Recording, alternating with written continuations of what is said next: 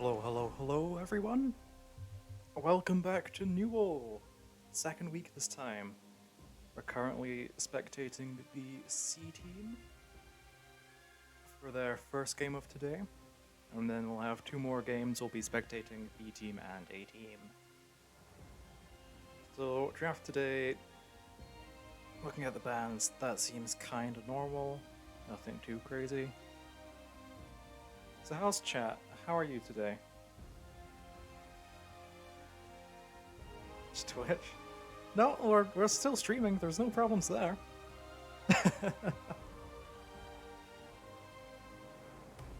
Yeah, Twitch got banned.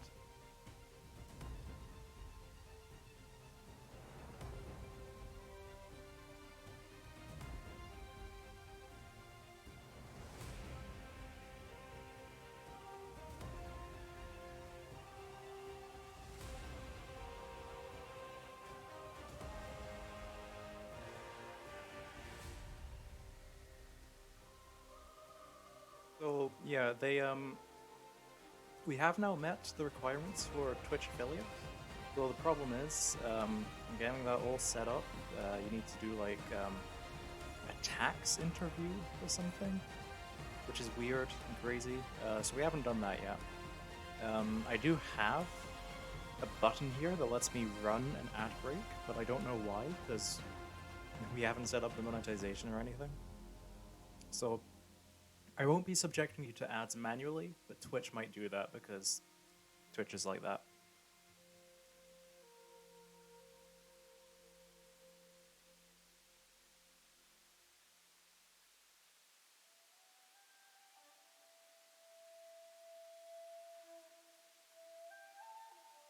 Blind Orn pick from us.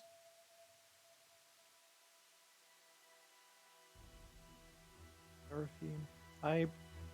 I really don't know how safe these plays are. I mean, maybe they're like super safe, but like if there are counter picks, I don't know about them because I am unknowledgeable about this game. I know nothing. Chat isn't helping because I do not speak what I assume is Chinese.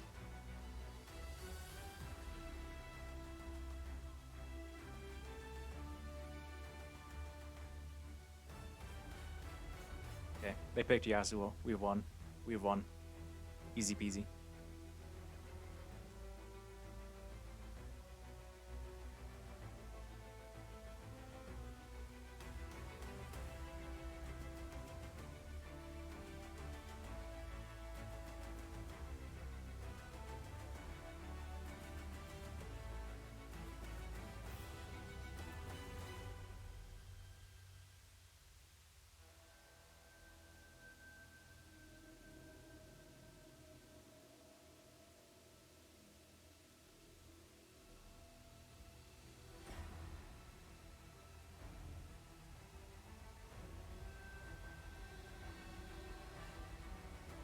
But yeah, as far as I'm concerned, I feel like we're okay in this matchup. I'm not sure how good Cardiff are. They might be able to pop off with these. But as far as I'm concerned, Ornn is pretty strong, Seraphine's pretty strong. Poppy can pull through when she needs to. All the pieces are in place.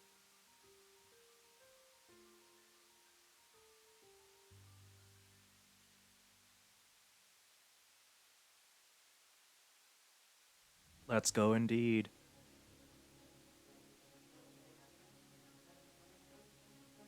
Let's go. What was that? That we just banned in last place. Is that? That's not Jax, is it?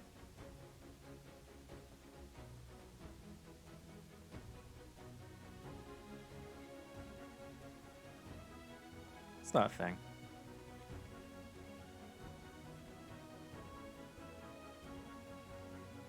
It's be Jax.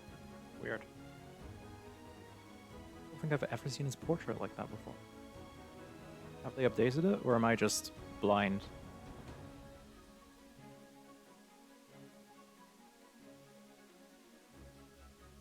blind.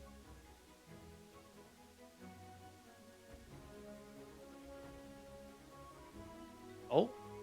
Oh, okay.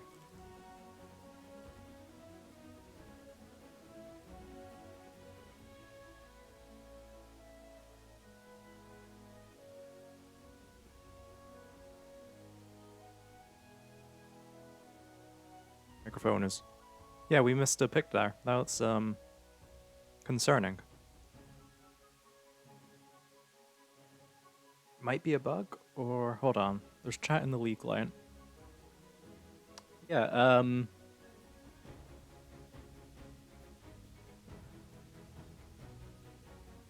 Sorry, that was Zed, they're saying.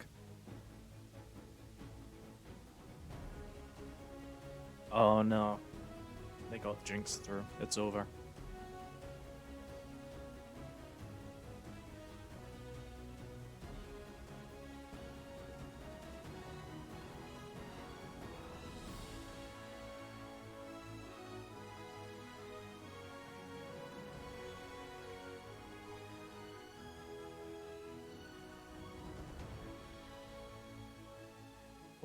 Cardiff are doing the same for their last one.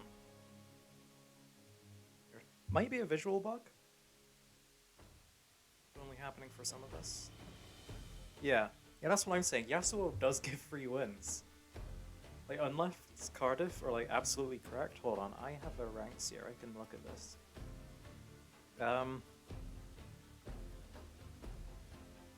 Okay. On our side, we have Iron, Diamond, Gold, Bronze, Platinum. On their side, they have Silver, Gold, Gold, Gold, Platinum. So,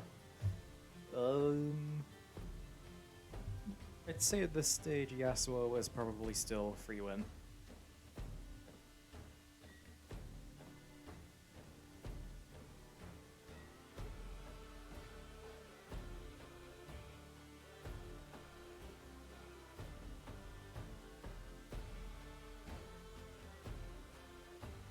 Okay, so the missing picks there. It is Zed for our side that's missing, and Fizz for Cardiff in that last pick there. But you don't have to take my word for it, because I can show you them picking it right now if I just move chat around. Oh god. Oh, the layout has changed. Why? Give me a second. This will only take a moment.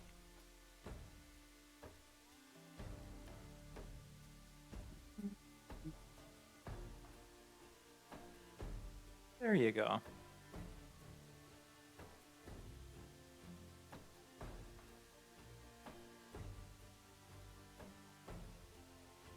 Wait, what the?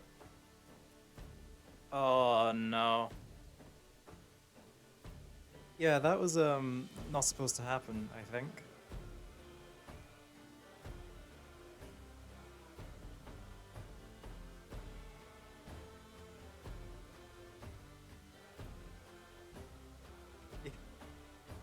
Yeah, it has been a while since the pre-game nonsense has occurred, but I suppose here we are with it making a return. Oh dear.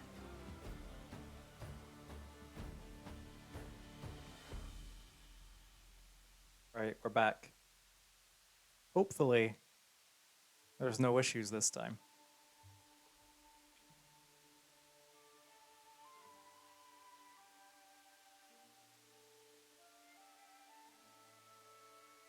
Hopefully. We can only hope.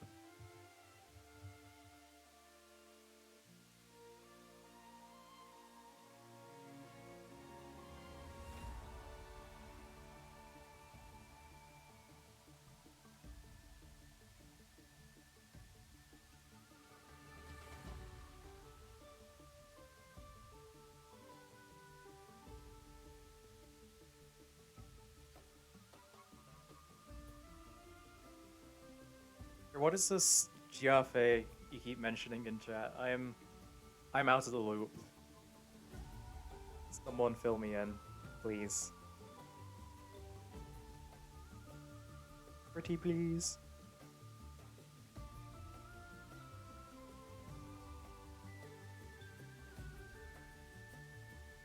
Thank you, that explains everything. Don't have to know. That's not ominous in the slightest.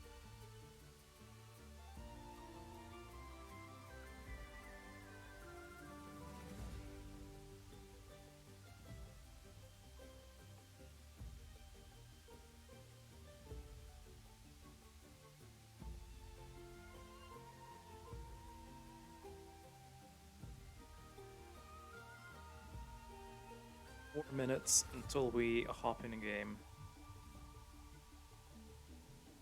Garfield in Chinese, really?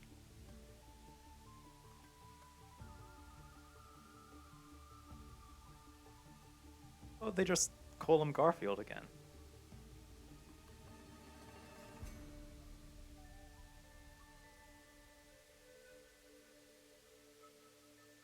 I'm not convinced.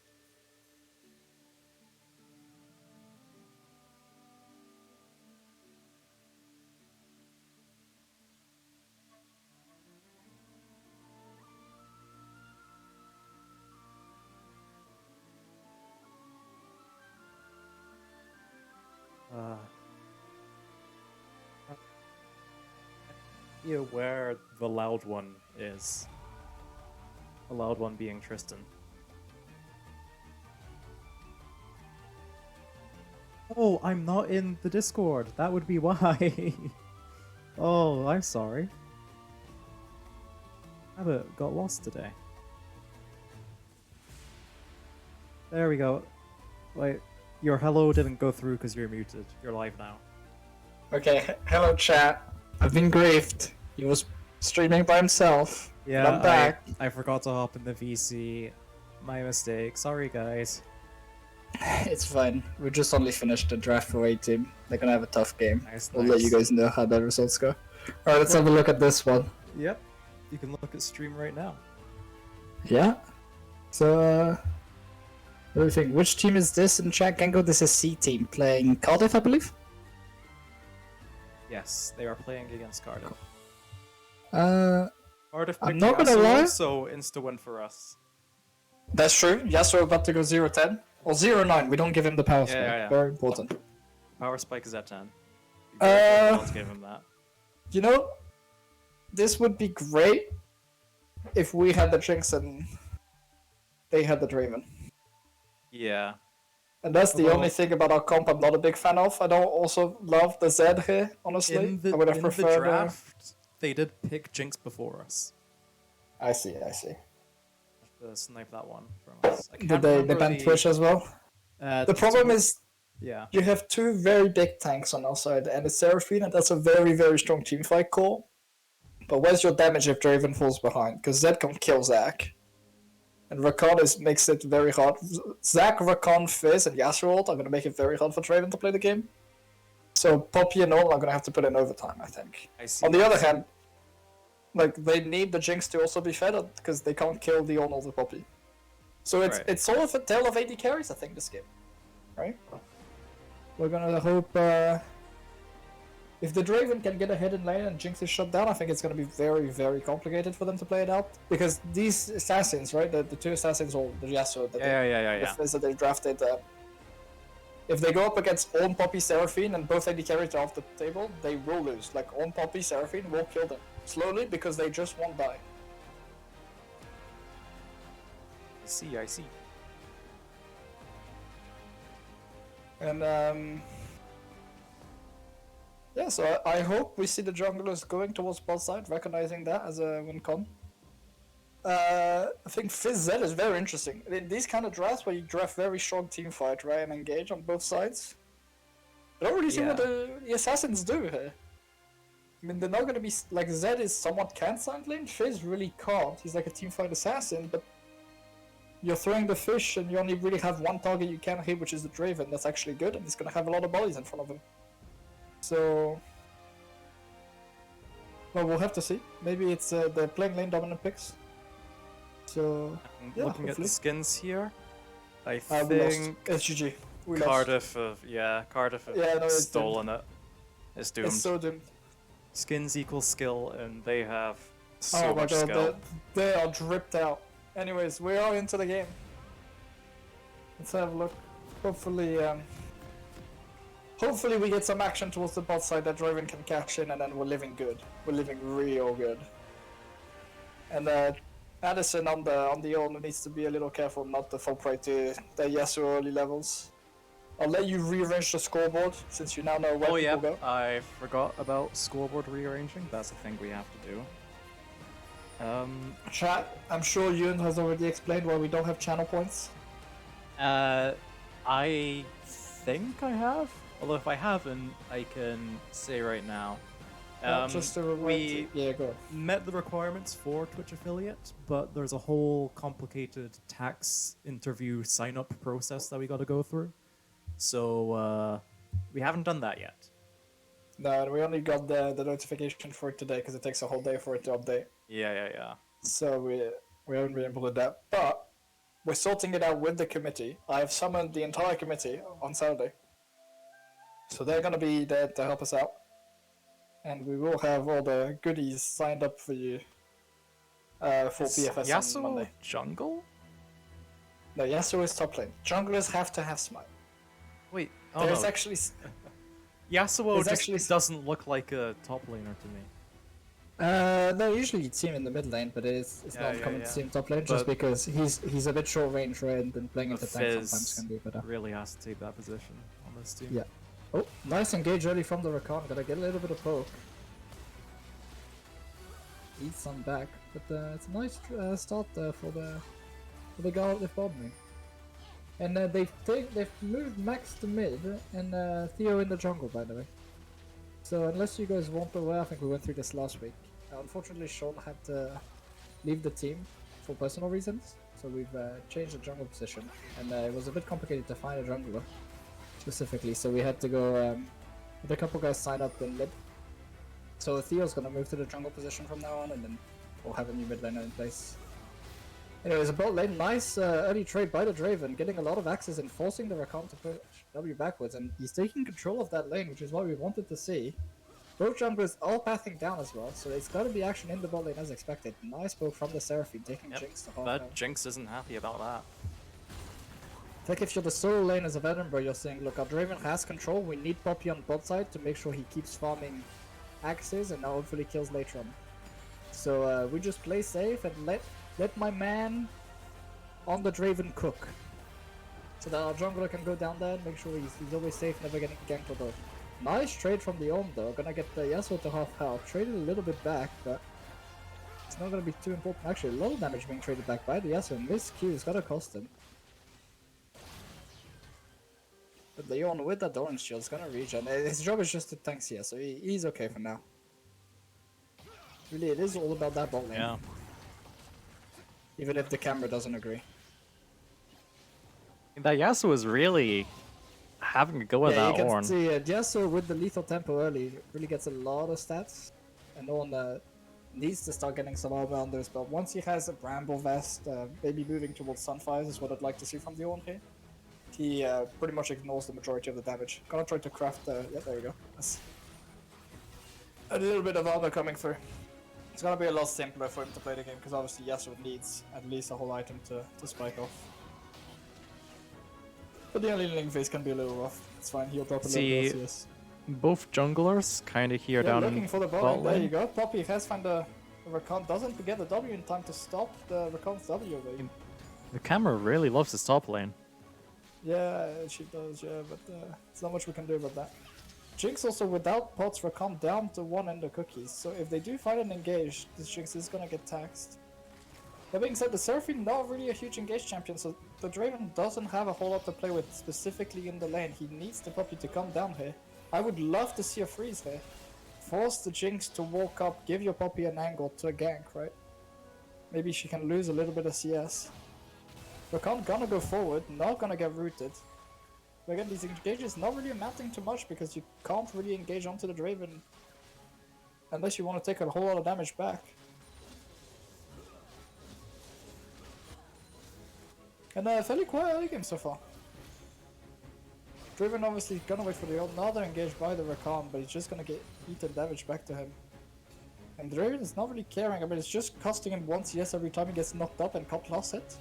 Which I suppose is somewhat of an advantage, but going forward now, And gonna get hit engaged by the there Jinx. on the Yep, Rakan, the but exhaust Jinx is down. just He's gonna try to going cash out all before out Jinx on will him. kill him. He gets the cash out. Can he get away? Flash away. Big. Rocket 1. Slow dodge. He doesn't dodge the zap, so that's gonna cost 2 actually, because the Jinx reset is gonna give him another one. And while he gets the cash out, then the first blood. Ooh, doesn't quite get the second one. Actually, that's big worth. That's worth for the Draven, I think. At the end of the day. If you don't get a second kill, if the Jinx had the second kill, should be up on gold, but with the first blood and the cash out, he's actually up 500.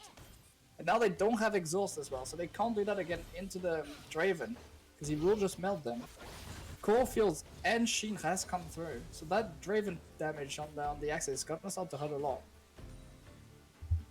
But action in the bot lane, despite junglers not being there.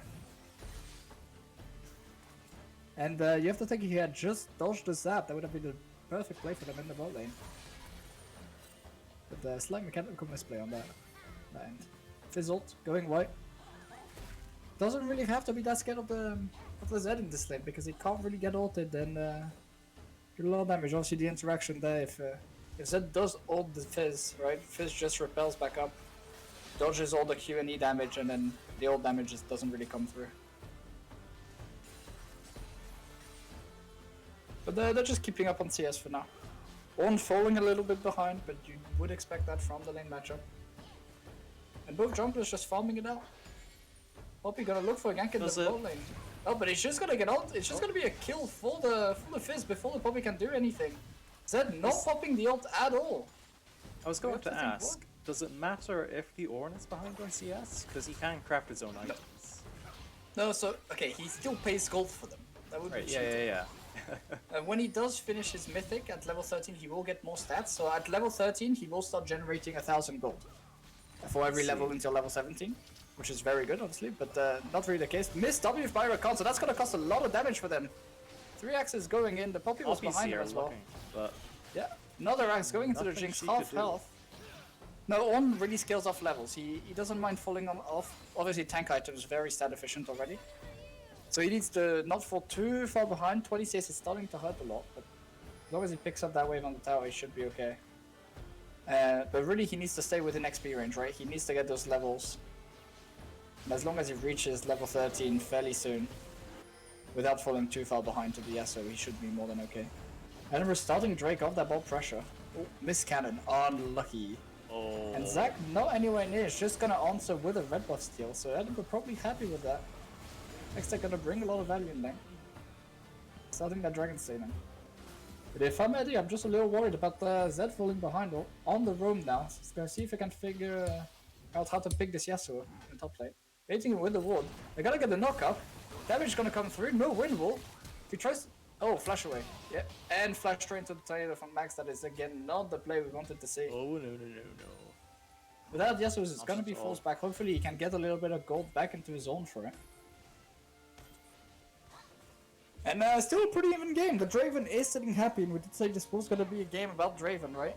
Not really seeing advantages elsewhere. Fizz getting fed can be a little scary. Nice knock into the bull by Poppy. Ult from that comes through. That's gotta be the kill into the Fizz to equal out the mid lane. So that's pretty good. And they've pacified mid. Top lane is staying pretty, and they have a little bit of gold on the Draven, so with the Dragon as well, I think Edinburgh's looking pretty good here. Essence Reaver coming in 8 minutes in by the Draven. Now that's a scary Draven now. I was gonna say, both teams are equally mashed on gold. Yeah. That is gonna fall for a greedy W onto the wave. It's gonna cost him his life. Extra 300 gold going over to the Zac. Not really what you want to see right after you got back into the lane, right? Nope. But at least it's not going over to Fizz. Nice knockup by the Ornn. And immuning the tornado is going to be a fairly good trade going back into the Yasuo. And you see this Ornn, once he does have the steel caps and starts being more than fine in this lane. Hopefully he needs to start moving towards that Sunfire so he can give some damage back. Ult's gonna come through from the Yasuo. Cancels the E as well, so now the Ornn is in trouble. Does he have ult? He does. He's gonna try to pop it. Nice wind wall. That's gonna be a kill going over to Yasuo. Good play from him. Sort of counter all of the Ornn had to offer. And really the problem is this Poppy wants to be bot, but she's not finding angles, and meanwhile the top side of the Abyss falling down. Again, the 10 by Recon, they're not gonna find it. They do get the Trumpers onto the Seraphine. Poppy goes forward. Rakan's up 300. He's gonna try to get for the execute. Blows the Rakan flash. There is a Zac here, so he has to be a little bit careful. Obviously, Poppy's still around as well.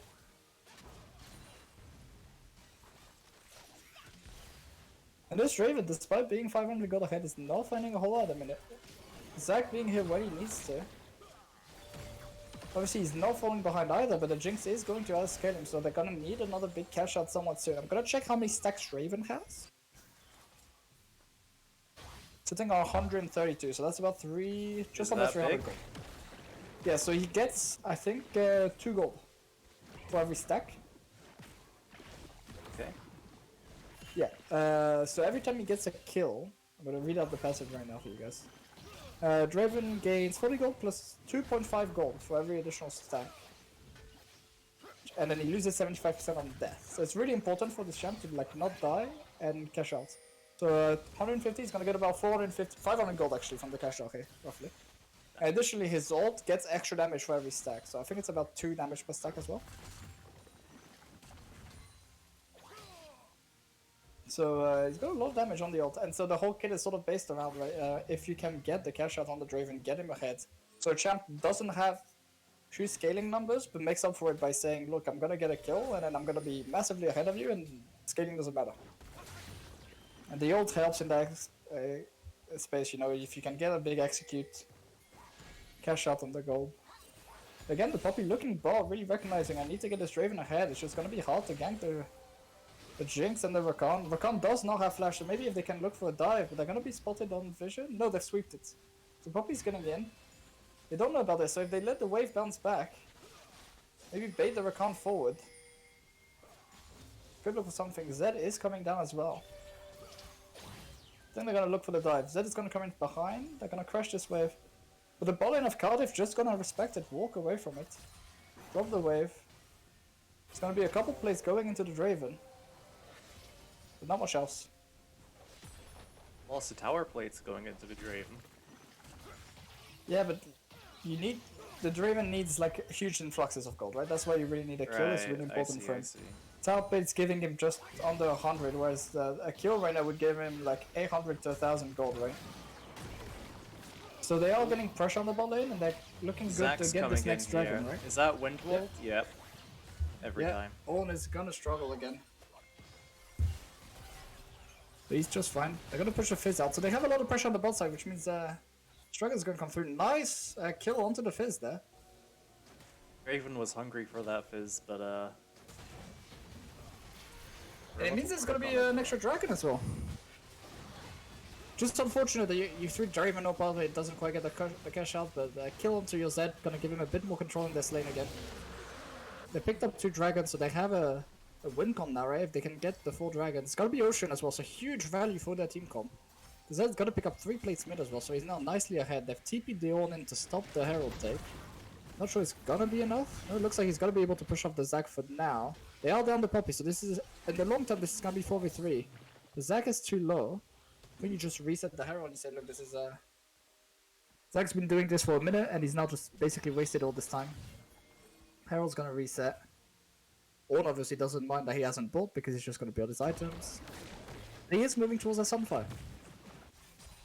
It is gonna be Blade of the Ruin King answered by the Yasuo, which I'm not sure is entirely optimal. Obviously the champ requiring crit chance to work up effectively, right? So if you don't know, Yasuo gets double the crit chance. Normal champ would. In exchange though, his crits do slightly less damage. I see. But overall, like it's a champ that can get 100% crit chance on 2 items, which is usually what you have to go for. Nice knock up there. He's gotta get a fully stacked lethal tempo. He's gonna need to dodge the tornado coming in. Nice immune on it, so he's gonna get a lot of trade back. And again, you see this Ornn, even though he's 2 levels down and down items, just doesn't really care. Yasuo can keep hitting him. He's gonna hit back just as hard. He's not really into lethal range. Obviously, you'd like to see him with a bit more gold, but once the Sunfire comes in, he's gotta be able to trade back. Sunfire doing a huge amount of damage in extended fights, right? And in the bot lane, Draven's actually setting half an item ahead with that longsword. But check the stacks again. It's got 300 stacks, so that's a huge cash out if you can get kills onto your... One kill onto your Draven is 1,100 gold right now, so they're gonna look for it. They've sent the set down. Force the Jinx slash huge, right? If you can bring your Poppy down now, with Jinx slash down, that's almost a guaranteed kill. Yes, so we're gonna sit in the bush, gonna get a classic bushwhack tactic. Forces the flash out of the ult. Fist ult lands onto the Zed. Flash and Ignite committed, but there's a Poppy on the other side that he wasn't expecting. So he's gonna get the kill. Shutdown goes to the Draven with the ult. Huge cash out coming in. That Draven is now rich, baby. He's gonna back. He's gonna get 2 items.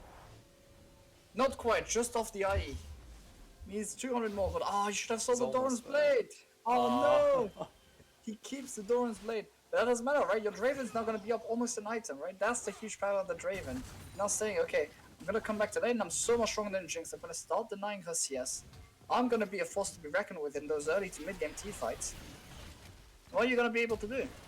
They're gonna flash out to Seraphine, false reply flash. Nice Seraphine to answer. Can they get the Rakan kill? Not quite. Exhaust going down to low the damage. Flash There's the forward. flash there. It's a nice stopwatch though to buy time. Nice flash E to kill the Jinx and stop the shutdown going over to the Jinx, giving access to Rakan, which is a big deny. And they get 2 kills for 1. With the one going into the Rakan, obviously not gonna scale well with gold. So that's a very big play for Edinburgh, now up 2,000 gold almost. And the IE comes through for Draven. Huge play.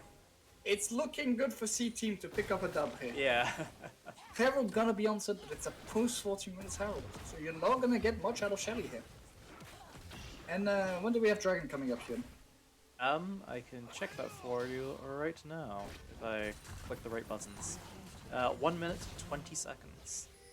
I think with that huge 2 item spike on Draven, I'm gonna look to that Drake, get the soul point, maybe force a fight, right? If you can get a big fight at this point in the game, you're obviously favored with an extra Dirk on your set. Poppy being even. There's 4 people here just hanging out in mid lane. That's a recipe for a fight. If I think the teams are gonna look. Yeah, so really without an item, can't do much in this lane. You have just a whole item lead on your Draven. There's no way you lose this fight. Even with the Leandris coming in full like the Seraphine, so she's gonna be able to do some work in those team fights. I think Cardiff have recognized this. They seem to be backing off, retreating there. Yeah, it looks like they're gonna use a Yasuo to get a top tower. Not quite gonna get it, but at least try to keep the on out of the dragon area. And if you're Cardiff, you can't. I don't know if you can fight this fight. It's really tough, right? Because you can't really let Edinburgh get soul point. It's gonna be a lot of pressure onto the map later on. But if you fight, you're at disadvantage. Fizz gonna get poked as well, so that's not gonna be very helpful. Yasuo is not gonna be able to stop On TPing and vice versa. In fact, On doesn't really have to TP if Yasuo doesn't either, because his 4-man does win against the 4-man of Cardiff. So they're gonna need to find a miracle engage onto this Draven and blow him up with the Zac and the Fizz. Maybe Rakan can help out, but you have to go through Poppy and Seraphine ults. It's gonna be complicated. They're gonna get the shots in both lanes as well, so the setup is really strong. Vision control is very strong. I don't think you can fight this as Cardiff. You think they're gonna try? I think we're in a level of league where, yes, if they can see kills, they can get kills. And actually, Edinburgh making a bit of a mistake, right? They're committing 2 to mid lane, so this dragon is not guaranteed. They have no one to zone the Zac. He has an angle to come and steal it. He's got to start using the elastic slingshot. Gets cancelled, actually. Flash is over instead. Flash is in, but he's not gonna get it, and he's gonna die for it. Oh. I think you give the kill over to the Draven again. Give him another cash out. No, Max is gonna take it. Not really optimal there. That's huge. You're on soul point. You get another kill for it, so you grow your lead. It's up to 3k. Your mid lane's ahead. Your bot lane is ahead. Your top lane fell behind early, but it doesn't matter. He's not taking damage from Yasuo anymore. Bork is going to come through to help him in the side lane, but it's not going to matter in team fight. Yasuo's going to need 3 items before he's relevant in those team fights, right? No, in the meantime, he's just going to sit under this tower, eat those minions up, and he's just going to sit pretty here. This tower going to fall, not optimal, but doesn't matter. It's just 300 gold going over. He's not falling too far behind, only 1,000 gold. And it's 2,000 gold lead in the mid lane, 2,000 gold lead in the AD carry position. Your jungle's up 500. You're looking good if you're Edinburgh right now.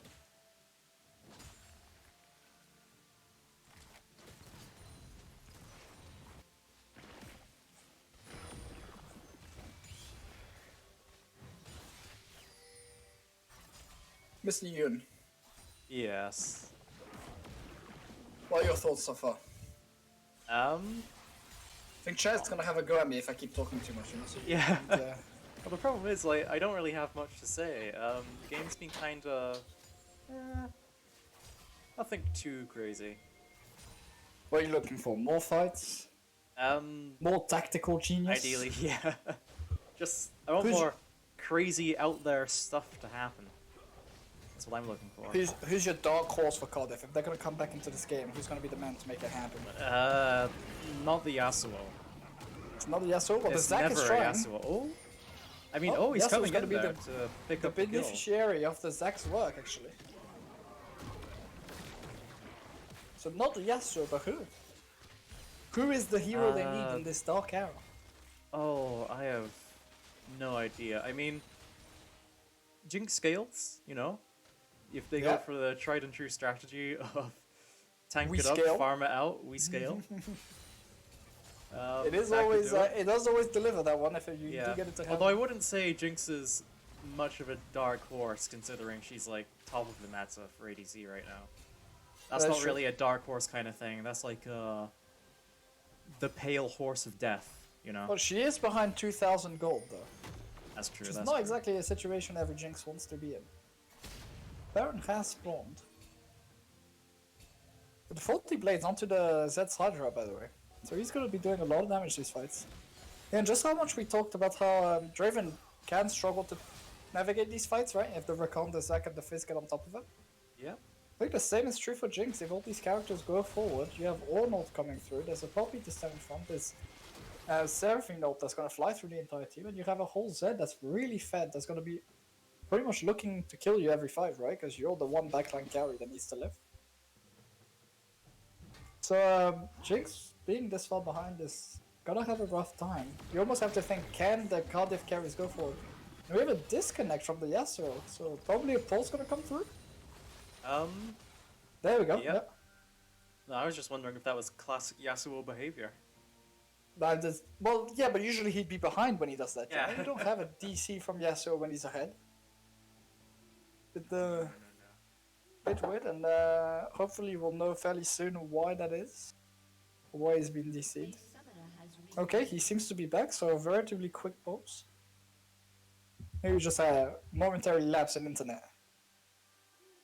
Most likely. There were some Wi-Fi problems during the draft. There were a couple of I see.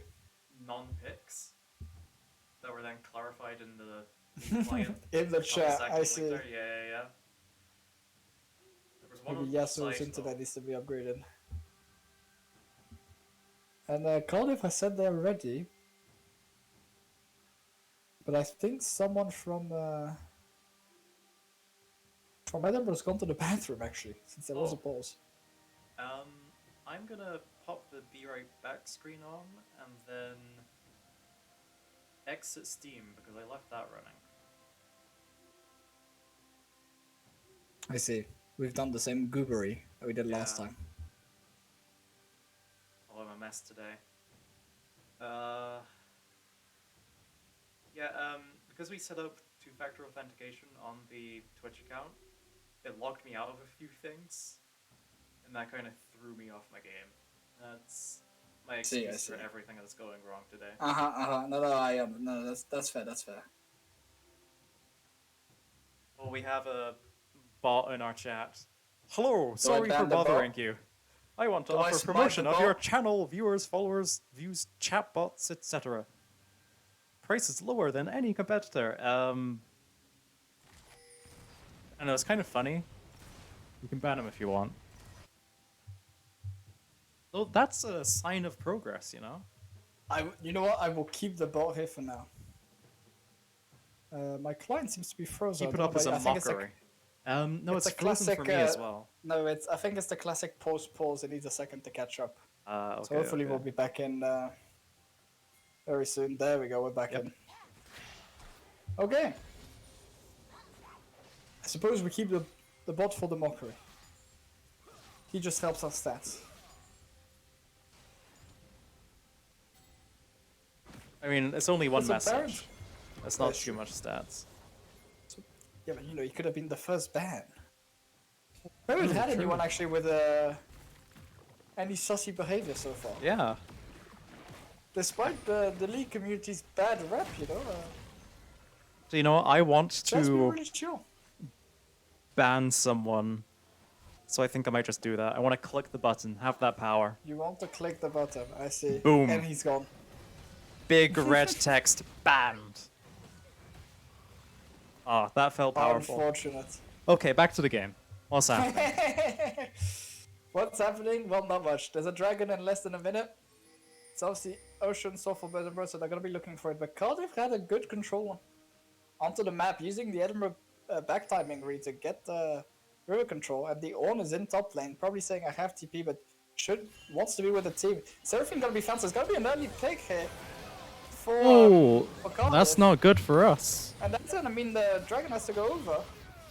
Yasuo's going in on the Poppy. There's Draven trying to rescue her, but it's not happening.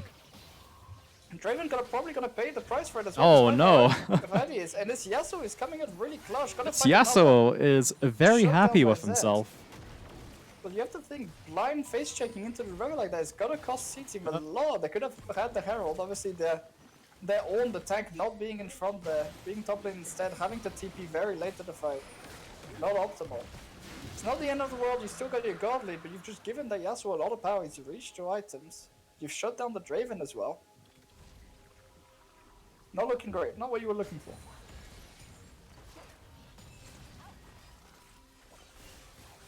So you said Yasuo wouldn't be your hero, you. Maybe I was very, very wrong. He may not have been the hero you wanted for Cardiff, but he might be the hero Cardiff needed nonetheless.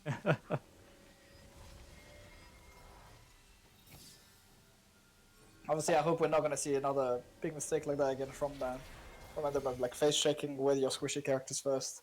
You really want to see that Poppy and that Ornn walking into the river ahead of their teammates, clearing out the vision, showing the way safe. Because really, this Ornn, this Yasuo, if he doesn't have support around him like this, he's gonna get picked and just gonna get deleted instantly. So your carry of last fight is gone. They could stop Baron here. They're feeling frisky. Obviously, Rakan and Enf is on the wrong side of the map. With the map presence, yeah. Come in as well. There's gonna be 3 kills coming in from Eddie.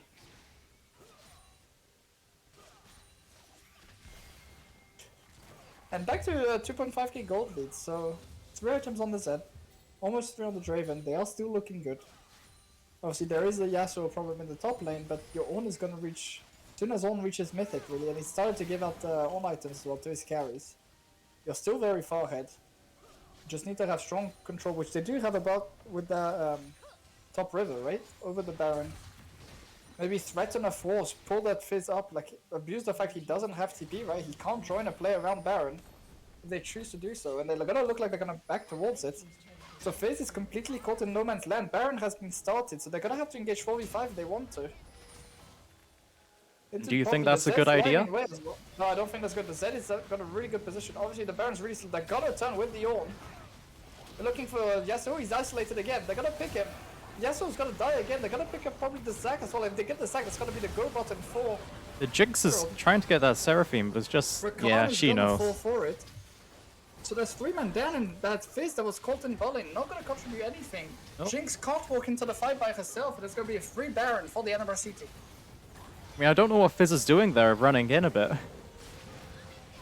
I think surely he knows, yeah. Not really respecting the fact he doesn't have TP, so he can't be splitting bowling by himself.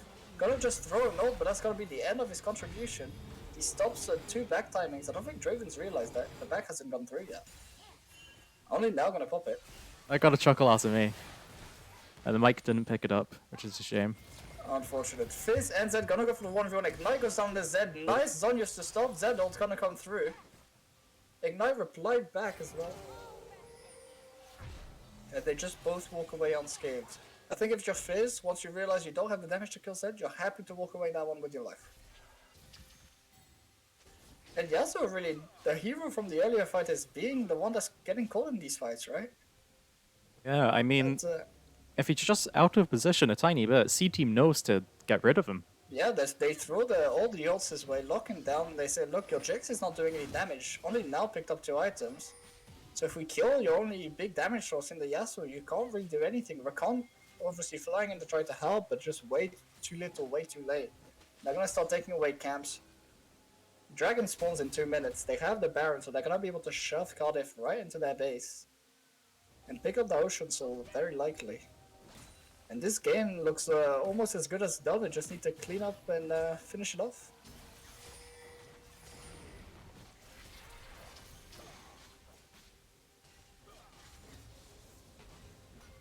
On item, coming through onto the Draven. Big upgraded IE. They're gonna back the Seraphine to get more vision. It's Dragon Unlimited, so it's just gonna be 5 teams. Hopefully the Fizz realizes this time he can't be splitting in the top lane, away from the objective. And just gonna shove waves into each other. I'd love to see Edinburgh being a bit more proactive. Start attacking those tier 2 towers, right? You need to start cracking the base with your Baron. Rather than just sitting here and waiting for the dragon to spawn. At the end of the day, this Jinx will scale, right? You can't take this game too slow either. They are Rather being funny, somewhat... you saying they shouldn't sit waiting for the dragon, and then on screen that's exactly what they're doing. That is exactly what they're doing. I'd love to... Like, they haven't gotten anything out of this Baron power play, right? So I'd love to have seen a bit more of a siege, pick up a couple towers. Instead they're just waiting for the dragon, saying, look, if we get this Drake, we're gonna win. Nice big pull coming into Rakan, can't really engage, and you have to think there's gotta be the fire. You're down a member now. Rakan has to go to base. If he walks into anything top in this fight, not gonna be any effectiveness. Zach's gonna go in, all ult's gonna get blocked, and the engage comes up. Nice puppy ult to block away the front line there. And they're gonna get first the engage. The Yasuo's gonna fall next to 3-3. Jinx is resetting though, they have to be careful. Zach's back into the fight. The Fizz is gonna get out, and the Jinx is just popping off, that's what I was saying. Big execute from the Draven, it's a 1v2. Fizz is gonna walk back in, gonna kill the Draven surely. And there's gonna be another fight going over the way of Cardiff, just when you thought they needed to do something, pick up a miracle. And they find a huge engage. The Zed doesn't find any value in this fight, right?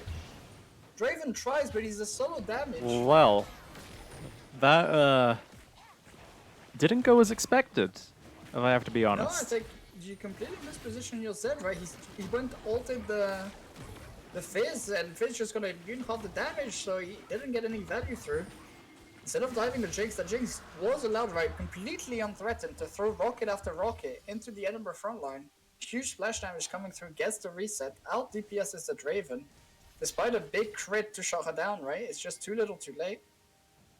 And it's another dragon that they should have picked up, right? It's gonna fall the way of Cardiff in this game that we thought was as good as done. Is got a bit of life back into it now, right? Yep, We're gonna yep. have to problem solve these team fights, not let the same sort of situation happen again. You need your Zed in a position to threaten the enemy carries, because you don't really have... It's a single carrying team, right? The Seraphine can't do a whole lot of damage in these fights. It's all on your Draven, so you need to buy him space or reduce the enemy team's DPS. And they're gonna engage on the Seraphine. And that's gonna be a free kill. Yeah. Why is Seraphine by herself in mid lane? Why? We have both our solo laners on the bot. Who signed off on this? Exactly, He was I think this... really breaching the OSHA code there. Edinburgh looks a little shell-shocked. They don't know how to assign their lanes, what to do. Poppy's gonna have to answer top by herself now. Gonna get knocked out by the Fizz. It's gonna be a kill going over. 3v1. Answer it. But it's not gonna happen. Owen comes through, but he's now by himself. Draven is just gonna get picked off, and they're just in complete shambles. I mean, your Draven's now dead. Owen's trying to kill the 3-item Jinx. He's not gonna get to it. They're gonna lose the game. They're just shell-shocked. They're not expecting to lose this team fight, and it's all falling apart. The Zed is nowhere near this play. You still don't have your Seraphine. He's gonna try to wave clear, but I mean, it's a Zed. He's not exactly. Oh no. Barely gets it through, and they still have so much engage left. Fizz is gonna look like he's suiciding by himself, but he's actually just baiting the Zed forward. Jinx are gonna come through and not find the kill, and they get an inhibitor, and the gold lead is completely gone. And this Jinx has scaled. You're in trouble now if you're Edinburgh. If you haven't found a way to win these fights, your champion are not finding effectiveness and you're just being ran around by Cardiff.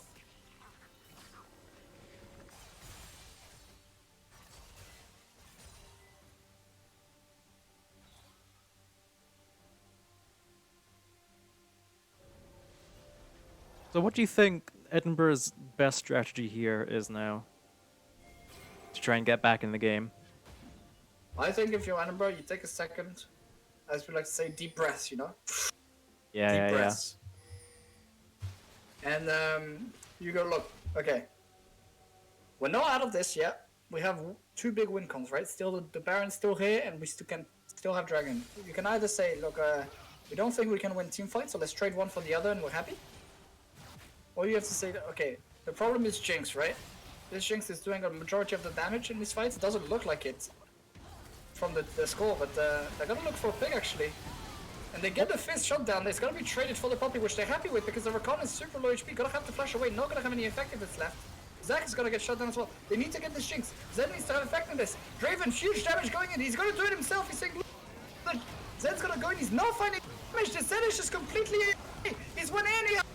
It's just a Draven having to kill everyone and he can't.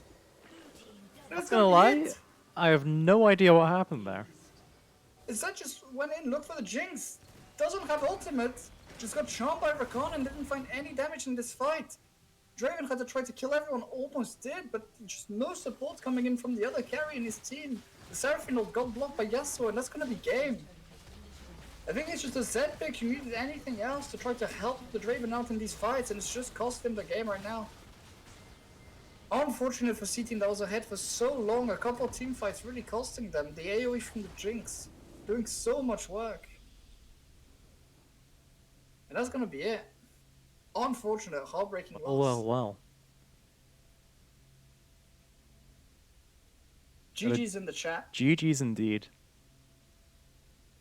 I think we have to thank Cardiff. That was a really a banger game. Started off a bit slow, but in the end recovered. If you look at that end of game screen, you know if it's Big working news, for the you. end of game screen is working today. Yeah, you see, it's just that battle of There the we AD go. carries really that we talked about early on is what happened, and that Jinx allowed the free fire in those fights, really winning them the game. Like you said, Jinx, even though the scoreboard wasn't saying it, massive damage. Massive impact. Once she reaches that 3 item, you really have to respect this champion's damage. And it's costed C-Team in this game. Hopefully they pick away some. I think played a little too slow, right? In the earlier stages of in the middle stages of the game. Not pushing the advantage again, especially with that first Baron. And they're gonna be kicking themselves in the foot for that one. Unfortunately, Mr. Yoon, I have to go draft for the second set of games. We will have B-Team coming up. But yeah, I leave you in his very capable hands to keep you entertained. And I will be back very shortly. Bye. With the results as well from this room. Nice.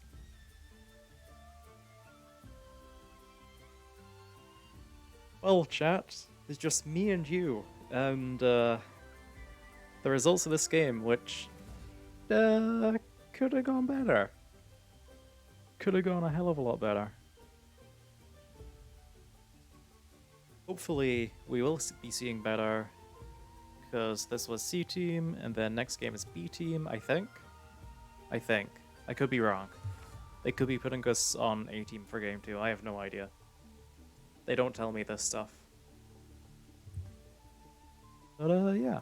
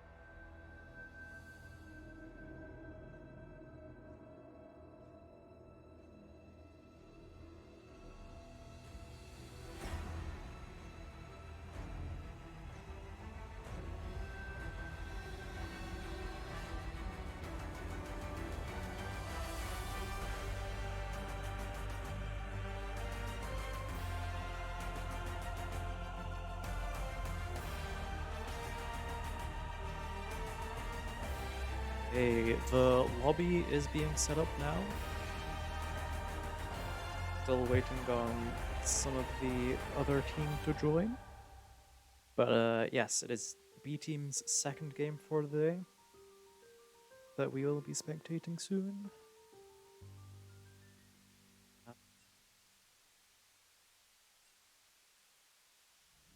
Yeah, they're just whoever we're playing doesn't seem to know that they get to pick red or blue side. And they don't have anyone that wants to speak. Nobody's typing in chat. Ah, there we go. They picked red.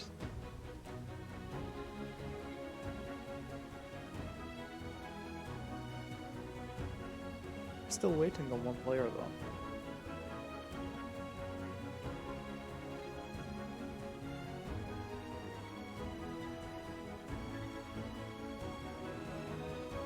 Ah, there we go, nice. Okay. Soon.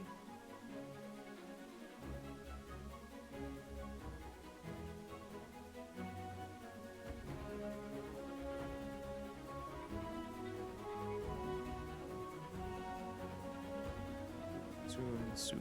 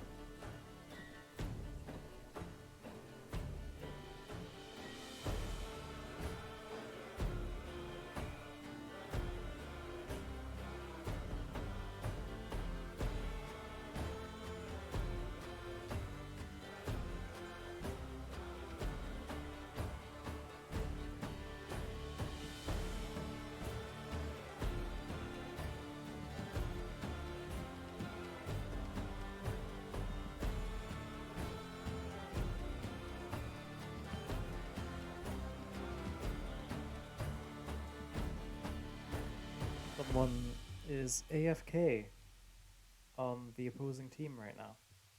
So that's holding us up a little.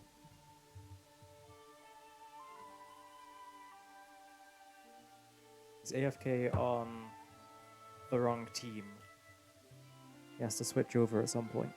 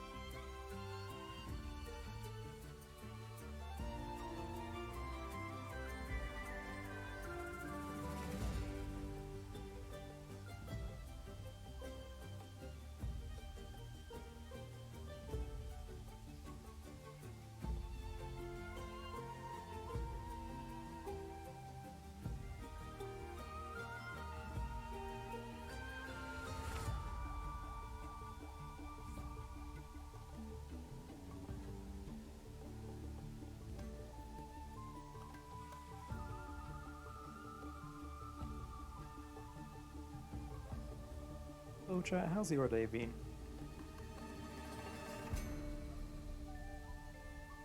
Weather good where you are? Ah. This is annoying me somewhat.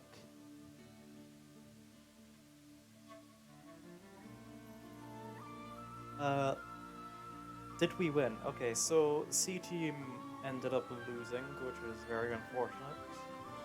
And this B team game is supposed to be starting soon. However, someone on the opponent team is AFK in our side of the lobby, in amongst our team, which is kind of thrown his banner in the works. And they've been AFK for like the past 5 minutes. Feels like 5. Might be less, might be more. So yeah. Game is a little delayed, to say the least.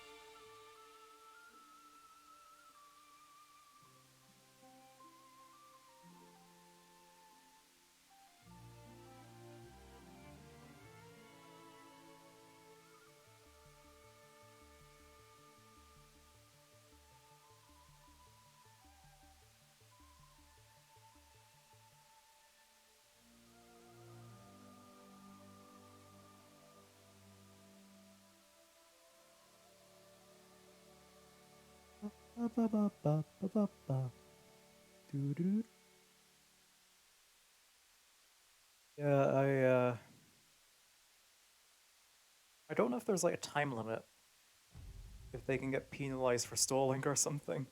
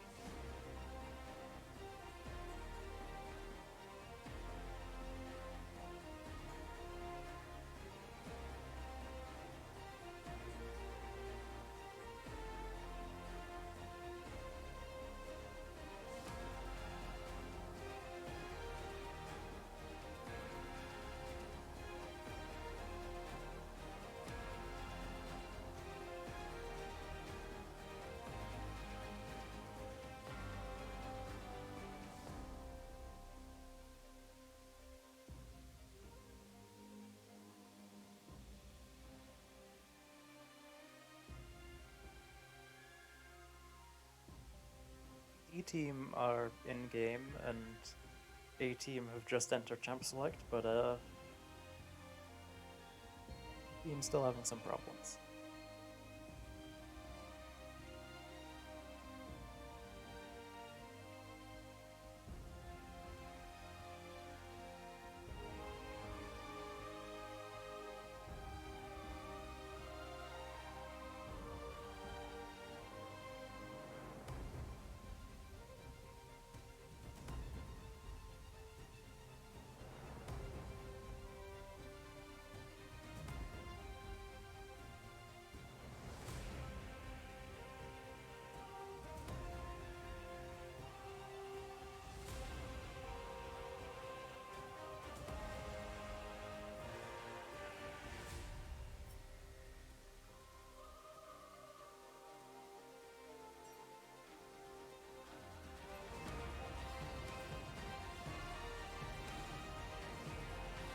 Okay, looks like we're going to go stream A team for this game because B team is having admin issues.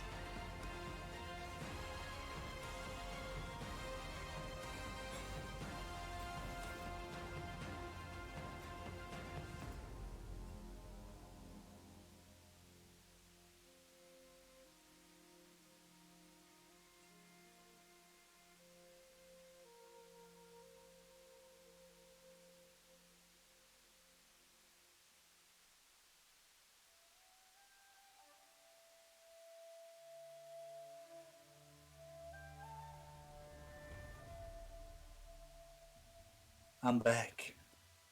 Hey, do you know what happened with B team? I believe there was some complications with the players that are going to play. And they're taking super long to play. Plus there was a nice little funny game to stream on A team, so we're going to do a quick switcheroo. So yeah, we're going to do that. So, yeah, there was one of the opponents was like on our team, like filling one of the slots, and apparently they were AFK. So we were like, okay, they can move over when they come back, but then it like hit 8:05 and they still were AFK. Yeah, so just because of that, we'll stream B team last. Results for last round, by the way. Apparently B team won. Pretty convincing win. Unfortunately, A team lost in a really tight sort of late game set scenario. That's unfortunately similar to what C team had, with a lot higher level play, honestly. So we're currently steering 1-2 today, but I'm sure we'll bounce back. Not bad. This team, this draft is really interesting. I think there's a lot happening in draft early on, and they pivoted around what we were trying to do really well. They went, look, you're trying to play sort of team fighty, a bit of skirmish with Josiah as a strong backline, and then they saw we went Vigal Poppy for disengage, so they went, you know what, we don't actually need to engage, we'll just play triple long range carry. So I think they made really good adaptations actually in the draft. Very nice. Oh, we're playing King's College. That's who you're going to be missing, chat. So A team against King's College. Now, unfortunately for them though, so you have Victor, Twitch, KO, which are all champions that kind of need at least 2 to 3 items to operate. So they scale. Whereas they scale hard. So do we. We scale okay. We scale pretty good. I think they scale slightly better than us. Because obviously Kill, Victor, and Twitch are like really good hyperlane games, but they only have the sack for frontline, and they don't have a whole lot of disengage, so the Ari and the Riven are gonna have a lot of space to play with. Zaya obviously no slouch of her own, and the Vigar surprise pick support is gonna be able to help her out with the Zac and the Rakan. So let's see how it plays out. But if you're Edinburgh, you're look, we have really strong pyro with our Ari and our Riven. The Poppy's gonna be able to match the Zac very well early on as well. So it's gonna be use those pro lanes, get yourself advantages, right? And use your tempo to pick up a lot of objectives, a lot of kills early, and run them over. Because these are champs that look scary in the late game, but they should never get there, right? They only need to scale and they can't really afford to do nothing. Not at this level for 20 minutes. So A team, they have the instructions, they know how they want to play out the game. They're fired up, finally lost the game, so like, okay, they're out for blood, you know? Yeah. They want revenge. they're no longer on the infinite win ratio. So we'll see how that plays out. But hopefully. Looking good. 1 minute before we get into the game. I expect the skin game to be good. Obviously we had a bit of a hiccup because Casper did not own Vigar. Oh, did he Even though not? he's the one that was like, I want to play Vigar. And I trusted him with it. So if you ever hear, I'm a bad coach, I don't trust my players, chat, not true. Trusted Casper with it. So, hopefully good games. Looking forward to that one. We'll be streaming B Team last. Let's see how this one goes. What was your thoughts on Drapion? Honestly, I'm preferring our side a fair bit. Cool. Obviously the skin game coming up fairly soon. 15 seconds to go.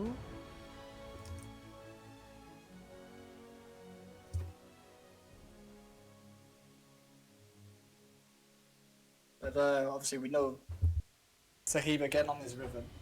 Very comfortable. Yeah. We'll have good skins. We've seen Faye's skin selection. We know Robin has good Zaya skins. Obviously Casper with not having had Vigar before, I doubt he has a Vigar skin. So expecting best Vigar, which ironically kinda slaps. Oh, And, it's kinda half and half there. You know, they might have more skins than us, but I think ours are just better quality. And as you know, skins win game, Skins equal skill. and we'll see how this one plays out. Edinburgh, KCL, playing for top of the table. It's gonna be a tight one, hopefully a good game. I think out of 5 players in this game, there's 3 masters, 4 or 5 masters actually. So a really high elo game. Hopefully you're gonna see a lot of quality.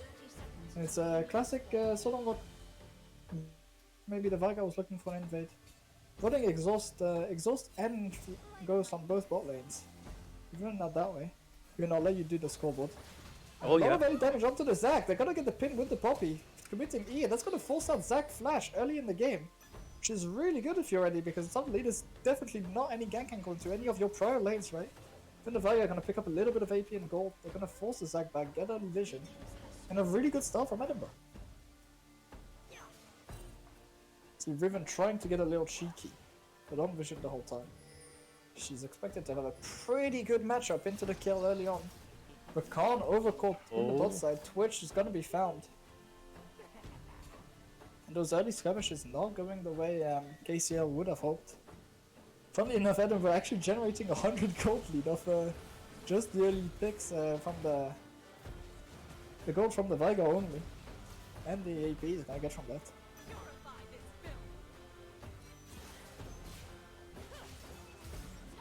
Early trades in the top lane. Pretty even for now. We're gonna have to see. I expect a lot of action this game. Edinburgh kind of has to put the pressure on and the tools to do so. So I think once we start seeing those Drakes spawn and a bit few more abilities coming in, the Poppy's gonna be really active. We expect Ari trying to get out of lane and roam towards her side lanes. Attack that Twitch is so immobile in the chaos while they're so vulnerable in the top side, especially if you can get crashes. Early engage from the Rakan. They get level 2 first, so they're gonna have a good time here. Exhaust's gonna have to come down from the number bot lane. He's gonna get a huge amount of damage through. Not respecting the level 2 timing there. Nice play by KCL.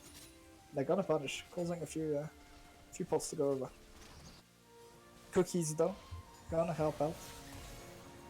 Vector having a tough time into the area early, taking a lot of damage, and Kel is forced to TP as well. 2 minutes in, so the side lanes, or the solo lane, sorry, from Edinburgh. Getting a lot of value early.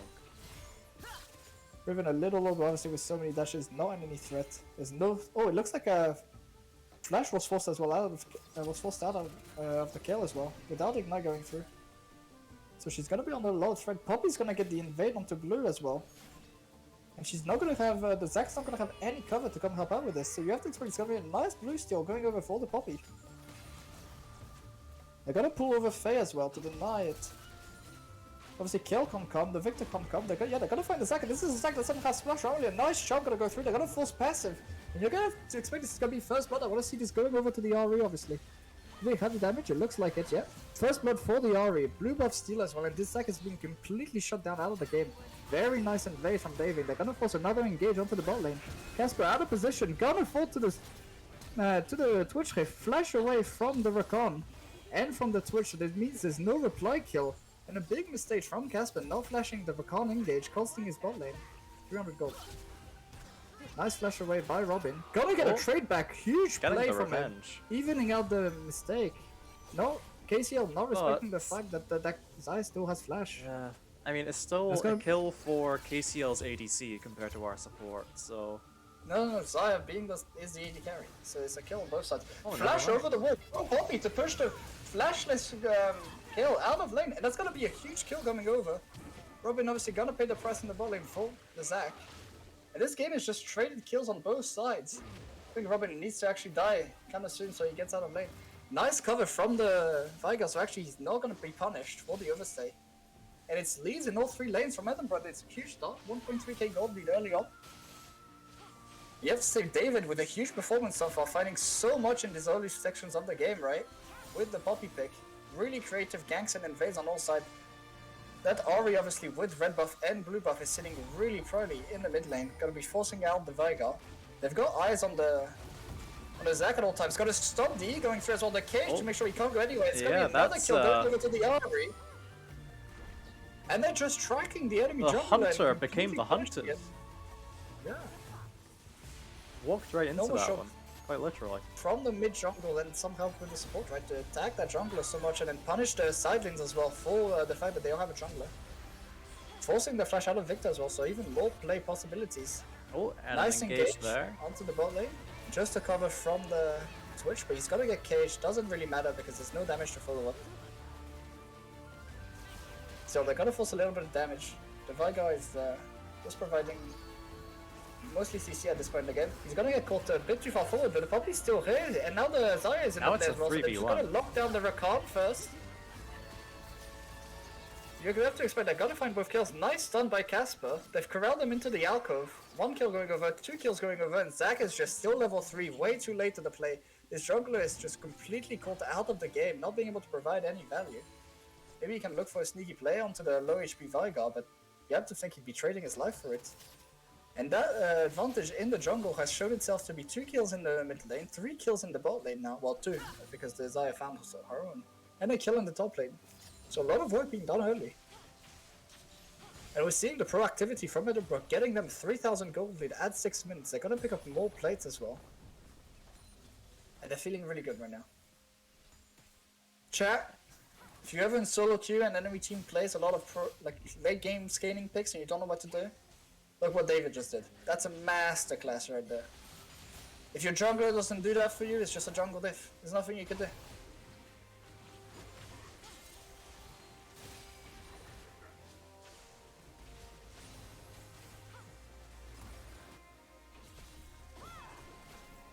Anyways, Mr. Yoon, I asked you this question last game.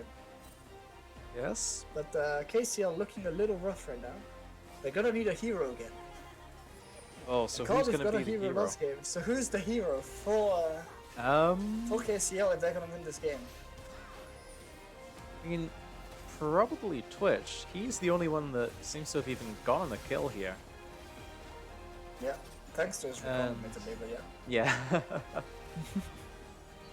Suppose love. David coming in with another gank top lane. He's gotta find a little bit of a pushback, putting the kill out of position. She has the ult, so she has to be a little careful. He's not gonna get busted down. There's not much damage into this kill early on. It's another kill going over to Sahib. 5k kill participation for the Veigar gonna get ambushed there. Yeah, she's gonna die for it. Nice comeback from Zac. But you see this Zac is just trailing the Poppy at all times. He's only finding reactive plays and his lanes are just falling further and further behind from it. A freeze coming in from Sahib again early. They're gonna get the TP out of the Victor as well. So it's just resources being lost at all times from KCL. This early pressure from Edinburgh is really showing. You have to think they'd be looking for the Dragon somewhat soon. Start that Dragon stacking. Pick up the Ocean to help out the lanes, right? Get that health and mana regen going. Twitch has reached level 6, but there's Desire sitting pretty at 7. Not under too much pressure early on. And the Twitch should actually be okay now because he has a lot of range with the ult. You find a lot of engage, but obviously the cage denying any engage. They're gonna find a lot of damage back onto the Twitch. Taking a tower shot, so that evens it out. They have to be a little bit careful about Twitch opening up with the ult here. Seeing as they don't have the Vigar burst to help out. Bobby again in the top lane, gonna punish the fact that the flash is only just come back up. It doesn't matter if you flash now, you're just gonna die. Trying to give it over, but not gonna find it, unfortunately. They still pick up the kill, it's 0-3 on the KO. They're gonna get more plays, probably gonna pick up a Herald for extra gold as well. And the Ahri is just forcing the Victor to stay on the tower. He can't get anyone on him. She's gonna go for the solo kill. Nice dive by Faye! With the ult. Another kill, fine. Engage coming in from Rakan, but the ult comes from Zaya. Big outplay there as well. Another kill, and it's 3 kills in all 3 lanes from Edinburgh. Zac is completely shell-shocked. He can't find anything on the map. And they're just getting leads after leads in every lane.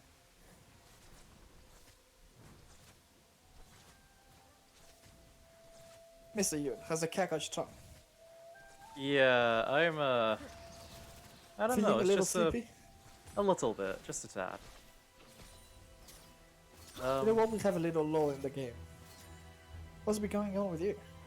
What's making you so sleepy today? Anything in I have particular? no idea. Nothing exciting. Nope.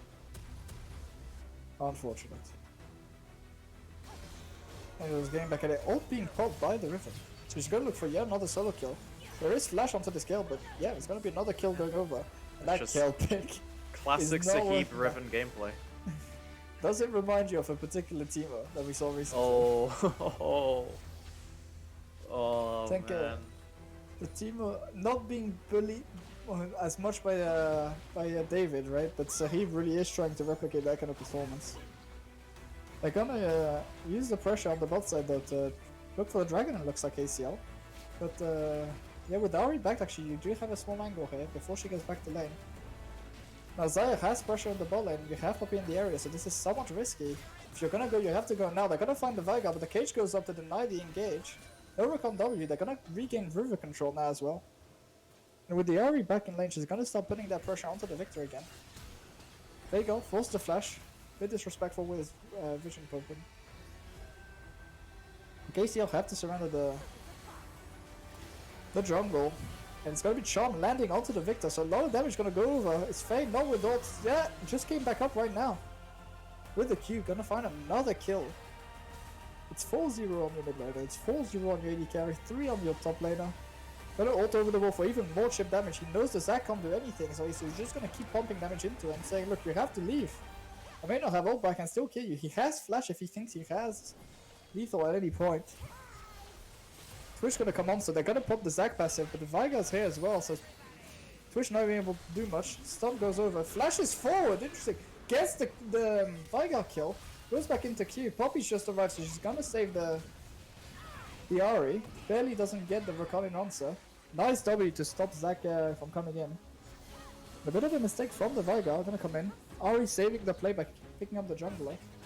The Zaya's also here. Rakan has to be really careful not to get flashed on here. And 4 plays have gone down in the bot lane this whole time. Robin farming waves, picking up kills as well. But while the Twitch is here trying to save his team, he's losing gold in the bot lane. There's huge gold leads in all 3 carry positions. They're gonna probably pick up the dragon here as well. Twitch, I don't know what you're doing here, buddy. This ain't your jungle. This is not the sewers. It's nice clean water. You need to get out of here. This river just constantly going forward. Aftershock doing a lot of Aftershock, bone plating, doing a lot of work for the kill, not to take too much damage, but now that that's down.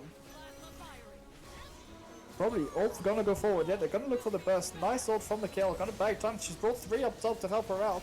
So Sahib is gonna struggle to find the kill without dying here. Flash away from the kill, he's gonna save her. They're gonna just give the shutdown over 300 gold, probably to the Victor. No, it's gonna go to the kill. So a bit of an overextension, but it's gonna be answered in the mid lane by the whole tower. That's what it takes to take down the Riven.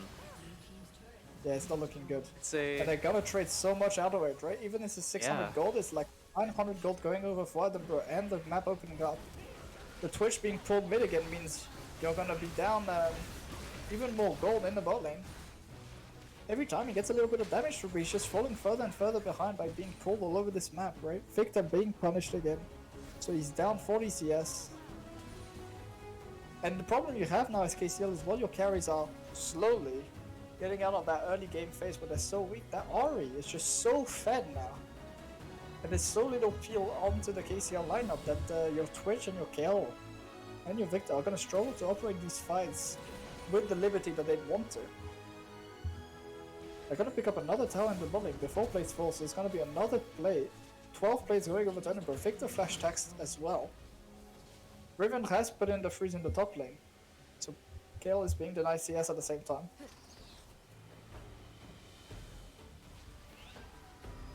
And it's not looking good. Now the only good thing going for KCL here, Ewan, right? Yeah. Is Edinburgh starting the dragon stacking a little late. And KCL just has to sit back right there. As you said, they need to scale. But there's not really much Edinburgh could do in the next sort of 10 minutes in the game to force any fights, right? With no Baron coming up, or Baron pre-24 minutes is just a little too complicated to take even if you're this far ahead. But I hold that thought as Riven goes in again, taxes a little bit of HP. The bone plating again doing work. And the Dragon's Dragon Soul's not going to come in for at least another 12 minutes, right? So you don't have a lot of pressure as a number yet to force any of these fights, and the KCL carries have time to scale still, even if they are down 7,000 gold. So number has to keep finding proactive plays to keep that tempo, open up the map, take more towers. I mean, they're Well, all they need to converging here on the top lane. Yeah, they're gonna deny the kill any further CS, slow down for scaling, look for that plate, right? They've pulled again, the Twitch is gonna be forced to come up. He's gonna open up on the Xayah, but that Xayah is stronger than he is. He's gonna force ult. Zac gonna go forward, he's gonna pick up the shutdown, not the great protection of that carry that we're looking for from Edinburgh. They're completely separated. Riven's gonna look to go in base, now a 4v5. Twitch is still there, they're gonna pull the TP from face, so the Auri is coming into the fight, no answer from Victor. Ult comes into the Twitch to stop him from doing anything with the exhaust. It's gonna be a 2-for-1 for Edinburgh just from their wallet, not the greatest fights. Faye's gonna, because his luck as well, from a bit of an overextension, no, the WC gets him out. So not the greatest fight from Edinburgh, but the wallets are just showing, they just have too much gold at the minute. And if you're KCL, you're not going to find much better of a fight anytime soon, so you're thinking, wow, if the fight's already going this poorly, what do we need to do to get back into this game, right? What do they need to do to get back into this game? I think you need... First you need to wait it out, right? As we see, you really can't fight on this amount of items. You need your Twitch on 2 items, you need your kill on 2 items, and you really want Victor to get the extra item. Are they just not going to pick up the Herald? They've left the Herald. Nobody's picked up the Herald Eye. They're gonna look for the kill, but they're all really low. Kill could pop off, hey? Guys, there's Herald Eye. You can't just kill the... There's a Herald Eye. Nice, is back. Nice shot, but they're gonna get one. Are they gonna go back for it? They didn't pick up the Herald. They just left it. They just left. They said, Shelly, we're just gonna kill you. We're not gonna bring you back. That's a bit you have to think, especially with the Auri that was backing right next to it early on. But they get the dragon to look forward to, but just wasting a whole herald is not what you're looking for, especially when you need to open up that map, right? They have gotten all 3 altis, so that gives them a lot of space to play with. But yeah, if you're KCL, you need 2 items, and then you need more of these fights we just saw, right? Well, Edinburgh's a bit split, they're now protecting their carriage well. Let Twitch open up and have a lot of space to play with. And once he has a couple items under his belt, the damage is gonna be significant, and you're gonna start taxing kills over. And that's gonna help you scale even further. And those fights become really dangerous. So Edinburgh, while they're really far ahead, have to keep it clean, have to keep stacking these objectives, right? Not forget to pick them up. And keep using that tempo to be really oppressive onto the KCL carries, not allow them to fight too much, and not overextend like Xayah is doing in the mid lane right now. Obviously Xayah with the ult and the ghost feels a bit safe, but still you don't want to lose some of this for not much. Zac being found in the bot lane, they've got 3 hits, so maybe they can look for a pick. They're gonna pin the Rakan into the wall. Not gonna find too much damage reply. Charm goes a bit wide onto the kill, so nothing gonna be found here, but they've started the dragon at the same time, and this has put so much space for Edinburgh, so it's gonna be a free objective. Half health onto the kill. Looking good, and they've just corralled KCL completely in the base. Victor's just up top saying, look, we're gonna trade this for a shutdown onto the tower. Twitch spotted by the Q here from Faye. It's a Cloud Soul as well for Edinburgh, so that's not what you're looking for. Zac a bit overextended, gotta find the engage onto the Auri, but tags half his HP. Twitch has opened up, but he's not gonna find anything. A nice engage onto the kill, puts on down to 300 HP. Twitch opening up, he's gonna find a little bit of damage onto the Riven. He's a player so much range, they can't get onto him. They get the kill though. Rakan, a bit of a winning into the box, gonna get taxed for it. And they're gonna lose bot tower and mid tower for this. Because Robin in the meantime just gonna work out on mid. He's been by himself, just getting a lot of work done on his objectives. This is a huge play for Edinburgh, growing the lead to 10k. Obviously, Desire completely safe with the ult here, so that is not gonna get anything done. They're gonna get the inhib as well for this now. Edinburgh just turning up the heat, saying to them, look, you guys wanna scale? I'm not gonna let you scale. We're gonna play this out on 2 items, and they cracked open the base at 18 minutes into the game.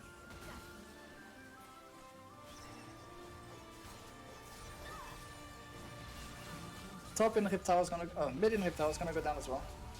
So overall, that play netting Edinburgh 4 towers and 2 kills as well. They're looking really good. They've completely opened up the map, so getting to Baron now for KCL is gonna be complicated with that spawning in a minute. Obviously, Winsol not what you were looking for. At least it's not Kantech, right? Yeah. But how are you tracking? Little lazy on the back timing safe. Riven being caught by herself while her 3 carries have back. The Poppy's gonna try to bail her out, but she's gonna be cost her life for it. Not very good discipline, giving over 500 gold to the Victor for that one. Not what you want to see. It's not the cleanest game from Edinburgh. It's a strong game, but not the cleanest game. Baron spawning in 25, so they don't have their jungler for that. Obviously, you don't really want to be doing Baron this early. Although you do have 2.5 items on your side, so she can shred through this. You've reached 2 items onto the Riven as well. Ari on 2.5 item, not going to contribute a whole lot of damage for the Baron.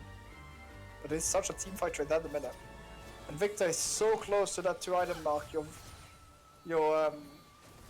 KO has only just reached level 11. Oh, they're going into the mid lane. Nice charm by the Rakan, but he's just with the counter engage coming in from the Ari. It's just going to completely shred the Twitch. The kill going over to Robin. Another kill as well for the Ari.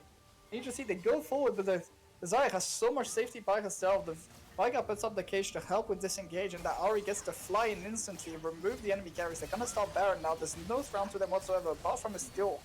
But imagine you're gonna send the Veigar to not let the Zag get anywhere near this Baron pit. Yeah, they're doing so now. They're sending the Riven as well. And it's just gonna be a free Baron going over to Edinburgh as well as the kills. Growing the lead to 11,000. They now have what they need to push, and you just want them to clean this up. JDG style, 3 minutes, end the game.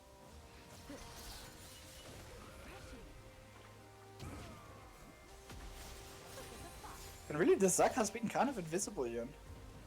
Yeah, I was haven't attacked early really on. seen him do too much this game. He hasn't been able to fight anything. He's gonna look for an engage grave. The Veigar walking way too far forward into the bush, gonna get shut down. Another pick going over to KCL. They are fighting these picks, but the problem for them is every time they do, somebody's overextended. And it's gonna cost them their life. So every time they get a break into this game, when Edinburgh makes a tiny mistake, and they do punish really well, they're just attacked on the other side of the map, but the back timings aren't gonna come in. They're gonna set up the Baron push. They're gonna expect more towers are gonna fall, and the inhibitors as well. And if you're KCL, you need to scale, but you can't scale soon enough.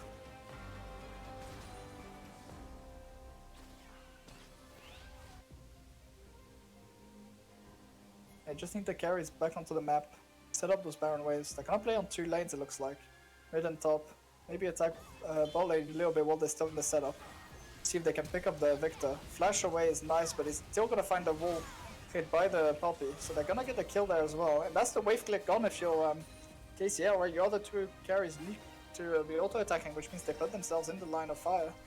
Zaya's gonna start working onto that mid inhibitor. She's gonna hit the Twitch really hard, so you can't come forward to wave clear. Riven gonna start working on that bot one, obviously not much range there.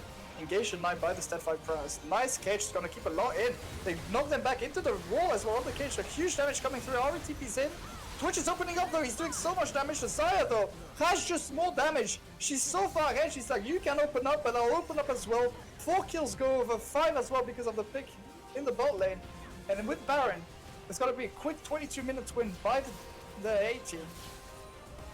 And just like that, the game ends. Victor comes back up only to see his Nexus fall. They're gonna get another kill for it. Faye goes up to 13-04. A brilliant performance from the mid jungle. And it wasn't the cleanest of wins, but you have to say 22 minutes. That's a dominant win at the very least. That was very, very nice. Typical of A-Team, getting that win fairly quick, 20 minutes. Look at that, we Seems just to find be the only that benchmark. good game. It's like a propaganda machine out here. The Post post-game lobby screen The stats thing is broken once again, but Yeah, we can but go into Casper has sent advanced. it to us. Casper has Oh, sent it to very us in nice. the Discord. Um, And really, it's that Ari looks like it did so much work, right? Obviously, they had a few fumbles, letting the Twitch open up a couple times. He got a lot of damage through. I think if they only had like 2-3 more minutes to scale, or they didn't dig themselves into so much of a hole, KCL had some good angles, right, to play these fights out. But complete suffocation on the top side by Edinburgh, attacking those solo laners so hard after they shut down the enemy jungler. Right, as Zach not finding anything prior to the team fights. And the Poppy just ran wild onto the Riven and onto the Victor, and they just found kill after kill. Got so far ahead. And a very dominant performance from A-Team. I think they'll be happy with that one. Especially from Faye. Big carry performance on that. Okay. Chat? I don't think chat said a word that game. No, chat was just in awe. We'll just say that. Yeah. Chat was in awe. Not the most views we've ever had. But that's probably because most of them are actually playing the games. That's true, actually. Anywho's, I'm gonna go back to draft. You might be able to catch just the tail end of B Team's game. Oh? I don't think they're done. Oh no, the spectate game button is grayed out, so Probably because they haven't You're allowed not. spectators. yeah. Let me see if we can maybe CT. C team's grayed out as well. Yeah, unfortunate. So we won't be able to do that. But B Team, C Team, if you tune into the stream relatively soon, do let us know how you did. Have a quick chat with everyone else that's watching. I'm gonna go see with A Team, do a quick debrief and draft, and I'll be back very shortly.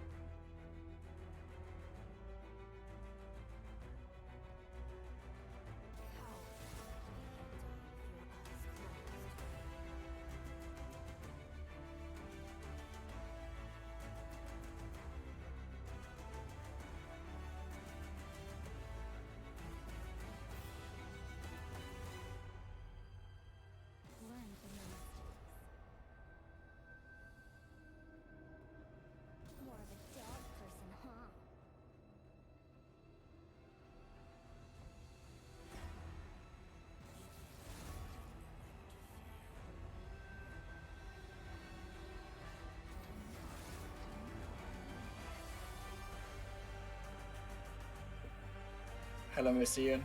Hello, Mr. Chat. Hello. I am upset to report that I completely griefed the A-team draft because they bamboozled me into picking some picks that were suboptimal, let's just say.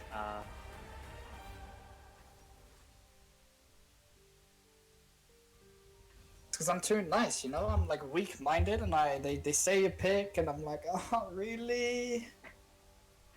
And then I pick them for them. But that's because I trust them, you know? Anyways, we're into B-team draft. I didn't get to see it, so which side are we? We are red side, I think. Let's see, Caitlyn, Swain, Thresh, interesting. Sponsored by Lux, Jinx, and Azak. I mean, it's something for now. What's the... I'm interested to see how B-team rounded up this comp. Yee! Oh? Well, hang on a minute. And Braum! I mean, okay, this draft was looking like snooze fed standard, but like it's just heated up. Yee, Braum, Darius, and all. Well, okay, right. So straight away, I am feeling not so good about this. We have some the Yi. Well, here's the problem. Yeah. Okay, so like, Lux wins into Swain. Darius obviously smacks on. Jinx, Caitlyn should have priority. So your only winning lane is Jinx. Sorry, Thresh, Caitlyn. Into a Jinx Braum, which is really hard to dive. It's not very clear here where the Master Yi goes, and he kind of wants to farm it up, but if he does, he's gonna bleed in his solo lanes. The team fight is you have one, and you have Swain, and you have the pick potential of Thresh, which means you're actually pretty happy with your front line, but your damage backline. Caitlyn optimally is being played lethality, so she can't really cut through the front line of the enemy team, and you're having to rely on a Yi that has to go melee range into Braum, Zag, Darius. I'm a little bit worried if this gets to the teamfight phase and your Swain or your Caitlyn is not really fed. It's going to be complicated. On the other side, you kind of have a similar sort of problem with the enemy team, whereas Lux isn't exactly going to be able to cut through the Swain alone. Darius can if the fight is long enough, but he has to be a bit worried of Yi, so again it's going to be like that Jinx. Jinx by herself can cut through the entire enemy team. So it's going to be a sort of a question of can Jinx open up and kill the Ember team, or are they going to be able to pick her and lock her down in the fight? Which they don't have the greatest tool to do so, but if Master Yi finds a very interesting engage, you have some ways of doing that. Obviously, Swain is going to drain tank. A lot of these early fights before Jinx gets 3 items should be going pretty well off base damage for them, bro. You have to be very careful with the scaling angle of the Jinx, just like we saw in the first game, right? So far we've seen all our teams getting nicely ahead in the early game. And then having a bit more struggles later on, right? So we'll have to hope that they can create a bit more early on in this game, like we saw the other teams, and this time actually ride it out, right? And finish the game strong. Yes. 1 more minute. Mr. Yoon, feeling very sleepy. I understand. Oh yeah, I don't know what it is. Cause I'm not like crazy sleepy, but it's that kind of sleepy where I don't know. Not good for streaming. It's not good for streaming sleeping. No, it's not. Sleepiness. Early night for you? Possibly. Probably understandable. With all the guys left in the chat, all students, they understand. It's getting into the tough part of the semester, right? So guys, bear in mind, we are only human. We do our best. We try to entertain you all you can. And the team seem to be really happy to actually get some streams going as well. They love going back and watch through the vault, see what you guys thought about it. So if you are still here with us and want to have a good time, feel free to interact. Yuan may be sleepy, but he's my main chatter back to you guys. So if you have questions or thoughts or want to talk to him, feel free to I'll be giving you top tier analysis of this final game. And then if it's ended nice and quickly, which I don't think we might be able to catch the end of the A-team game, which should be really spicy. Although they have a habit of closing out games really quickly, as we've seen last game, right? Yep. Obviously the team's currently only 2-4. So, we need a big set of wins today. 3 wins in the final sets to go positive. I'm hoping they can do it. It's complicated to come for us, but they have tools. And they definitely have much better skins. Oh, yeah. La. That But high noon thresh. Oh boy. The only good skin on the outside that got King Darius, really nice. But this one everybody has that skin. Elderwood Orn, Prestige Spirit Blossom Yi, High Noon Fresh, Officer Caitlyn, an old classic, not the greatest on the Rift, but a personal favorite. I think it's one of the first skins I got actually. Back in 2014. Used to be one of her only skins. Back when Caitlyn was one of the best AD carries because they didn't release some of the later, more questionably balanced champions that Riot likes to bring out. And we're into the game. Let me reorganize the scoreboard real quick. There's gonna be 5 points for everyone, so maybe an Engage coming in, although Thresh into Braum at the level 1. Not actually that good. Braum with the concussive blows. There's a lot of strength level 1, so I think it's just gonna be a classic 5 point. Do you know Ewan who we're playing against this game? Good question. I have no idea. Oh no. I'm gonna try to see if You could check in the the NUEL Discord chat. scoreboard, but I forgot the name that C team have taken. this is B team, so it's fine. Oh, B team. Oh yeah, so B team I know are So they're playing UCL. call themselves A team. Ah. Yeah, so it looks like we're playing against UCL. So a lot of London schools actually today that we played. Or the King's College in the second game, and now UCL.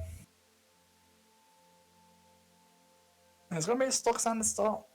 So no extra information given by any teams. I'm just gonna go into lanes, and we're gonna have to see how this one plays out because I always give you mad analysis of every lane you're in, right?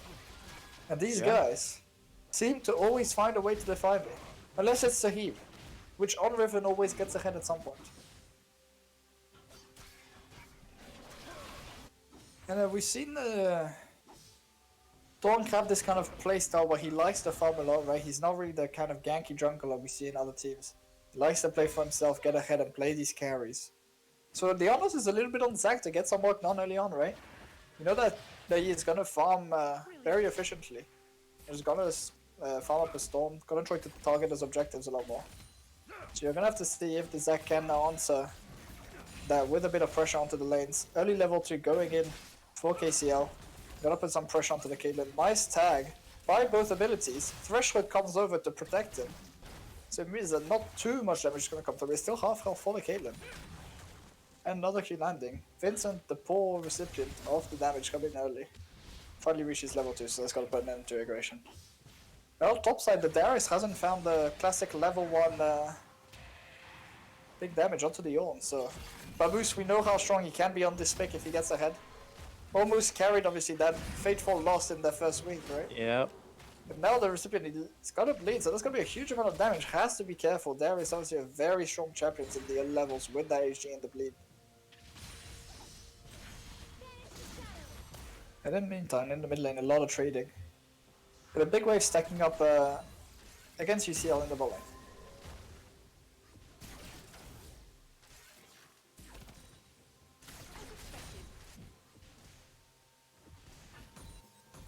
Bonk.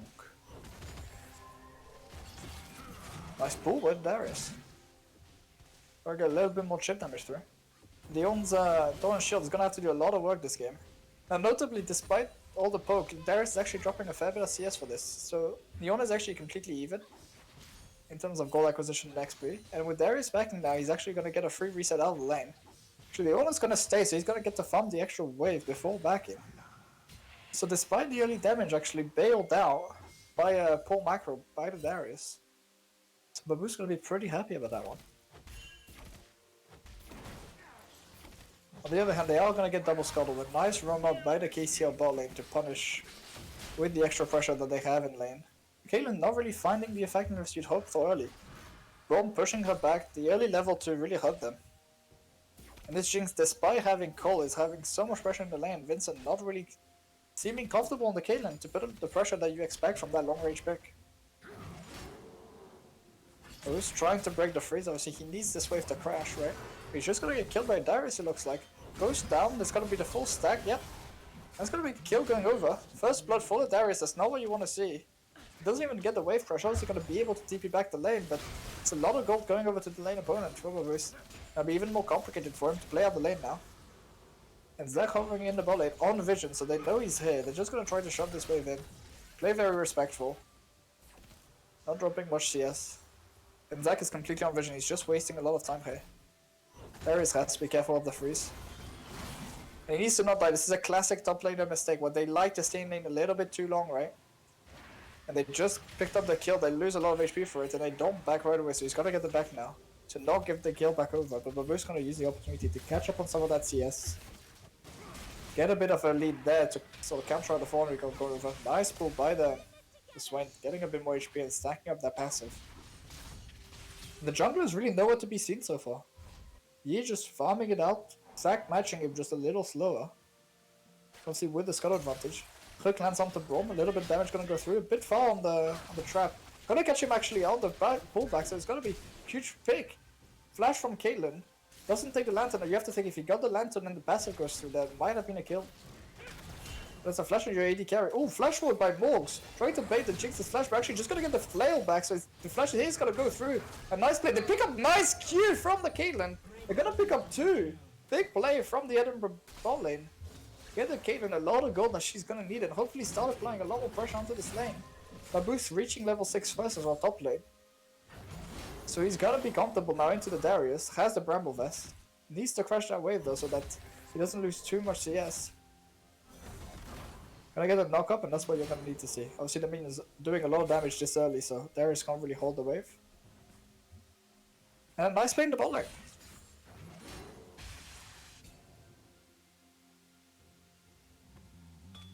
Recess coming in. Ornn gonna build just one crystal gem. Get a bit more XP. He is looking to gank, but the vision nice and another pullback, so there's gonna be 2 more stacks going over to the Swain. Gonna be a bit of chip damage. Overextending these trades a little bit just to get a bit more damage onto the Lux. He's had a very good lane so far, up 20 CS. The Lux hasn't been able to find anything. She's falling behind. And this Swain that we said that needs to be ahead to sort of compensate the lack of damage that the Caitlyn's gonna bring. He's doing so very nicely.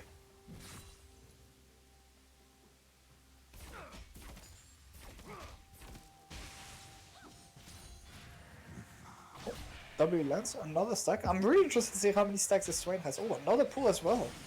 It's already on 10 stacks just off the lane. In case you don't know chat and you. Swain actually one of those few champs that has infinite scaling. But it's very strange because his every stack gives him 12 permanent HP, sorry. So it's kind of like a silent passive. And I play in the bot lane, so a nice play back. Obviously the Jinx and the Brom without any summoners, they're gonna be able to get away barely. No enough lockdown, and in the top lane, play fizzles out. A nice gank into the mid lane, Pool comes back. Swain is trying to drain tank his way out of this, he's going to. Locks out of mana, he's gonna go back forward. And despite the barrier and the flash invested, they're not going to find anything. That bot lane of Edinburgh is starting to take control. Love to see them maybe pull the jungler for a dive or start a dragon. Start getting a bit of extra value out of that pressure they're generating bot lane. They're in the mid lane. See a huge lead in the mid lane already, going down to 25 CS. And I gotta start a dragon. Both mid lanes are back timing, so it's just gonna be a 3v3 in the fire ups, and then the trap line from Caitlyn is gonna deny a nice easy entry from UCL. Hook goes wide. Jake's gonna be able to walk forward now. But as Zac is sort of over the pick, he's gonna have to E in. Sun goes from the stretch, he's kind of low. Zac gonna come in, gonna pull the Caitlyn back. They've kind of been forced out of the pick. The Lux is here first. They get the lockdown, big pick onto the Jinx. They're gonna blow her up before she can get any value. It's gonna be traded for the jungler. But Zac is also gonna go down. Swain's gonna walk forward to sort of stop the backup from coming in. Kill comes onto Caitlyn. He's continuing this play because he's stronger than the other two. Doesn't have ult, but it's gonna be able to keep playing. The ult comes through. Gonna kill the Lux.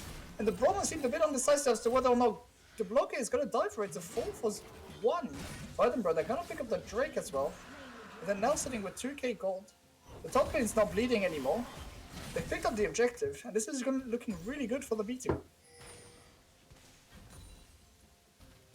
A shield, nice to see you in the chat.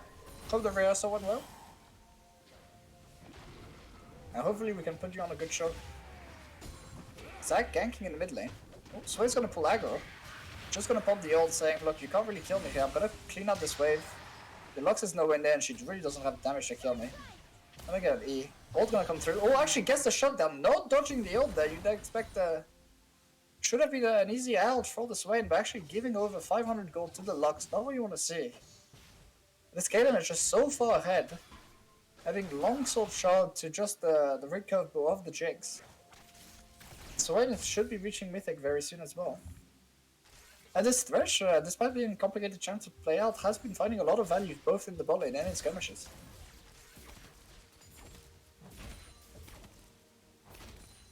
So I think this will fizzle out. Zach has started Herald on the top side. But we've ripped up the support from Edinburgh, so they have a temporary 4v3 on this side of the map. Flash away from Lux, but flash forward by the Thresh, gotta find the hook. Root lands as well from the Swain, so it's gonna be a free kill. Ignite goes down, he's gonna wait it out to pick up the kill. 350 gold. The Yi meanwhile goes in towards the Herald. Doesn't respect that his mid lane can come up. Flash away, but flash forward by Darius with the Ghost. He's gonna pick up a kill. Q away to delay that one. The Ormold comes over the top. Braum has finally roamed up. It's a 3v3, but this Darius has full stacks. Jinx has roamed up as well, so it's a 4v3 at 3-4. For KCL, it's gonna be traded back by the Orn. Now a 2-for-1 for Edinburgh. Hook comes in, nice hook, gonna pick away the Darius. Jinx doesn't have the damage to kill the Orn at this point in the game. Gets the ult, she needs a reset. If she gets a reset, this is a really bad fact for Edinburgh. Another kill going over for the Swain. And the Jinx is trying, but she just doesn't have the damage. Stun comes through. And another kill for the Swain. That Conqueror doing so much value. And in the 4v3, they pick up 5. Sorry, in the 5v4, they pick up 5. They only lose 1. No Herald going over. And meanwhile, the Kaelin is getting huge in the bot side. A little bit greedy not to come up for the play. But it pays out for Edinburgh. Just a complete skill diff.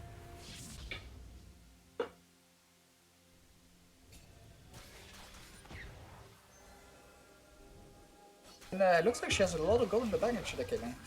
Still hasn't chosen to back. Obviously, Kaelin and Braum gonna come back, so she's gonna be forced out. This Yi hasn't done much yet though. Obviously, a lot of power into the skirmishes early on. With the lethal tempo. That has somewhat showed, but he hasn't been the beneficiary of many kills, so it's gotta be on the... Swain has picked up everything. Cornered the Lux into his jungle, so he's gonna walk her out.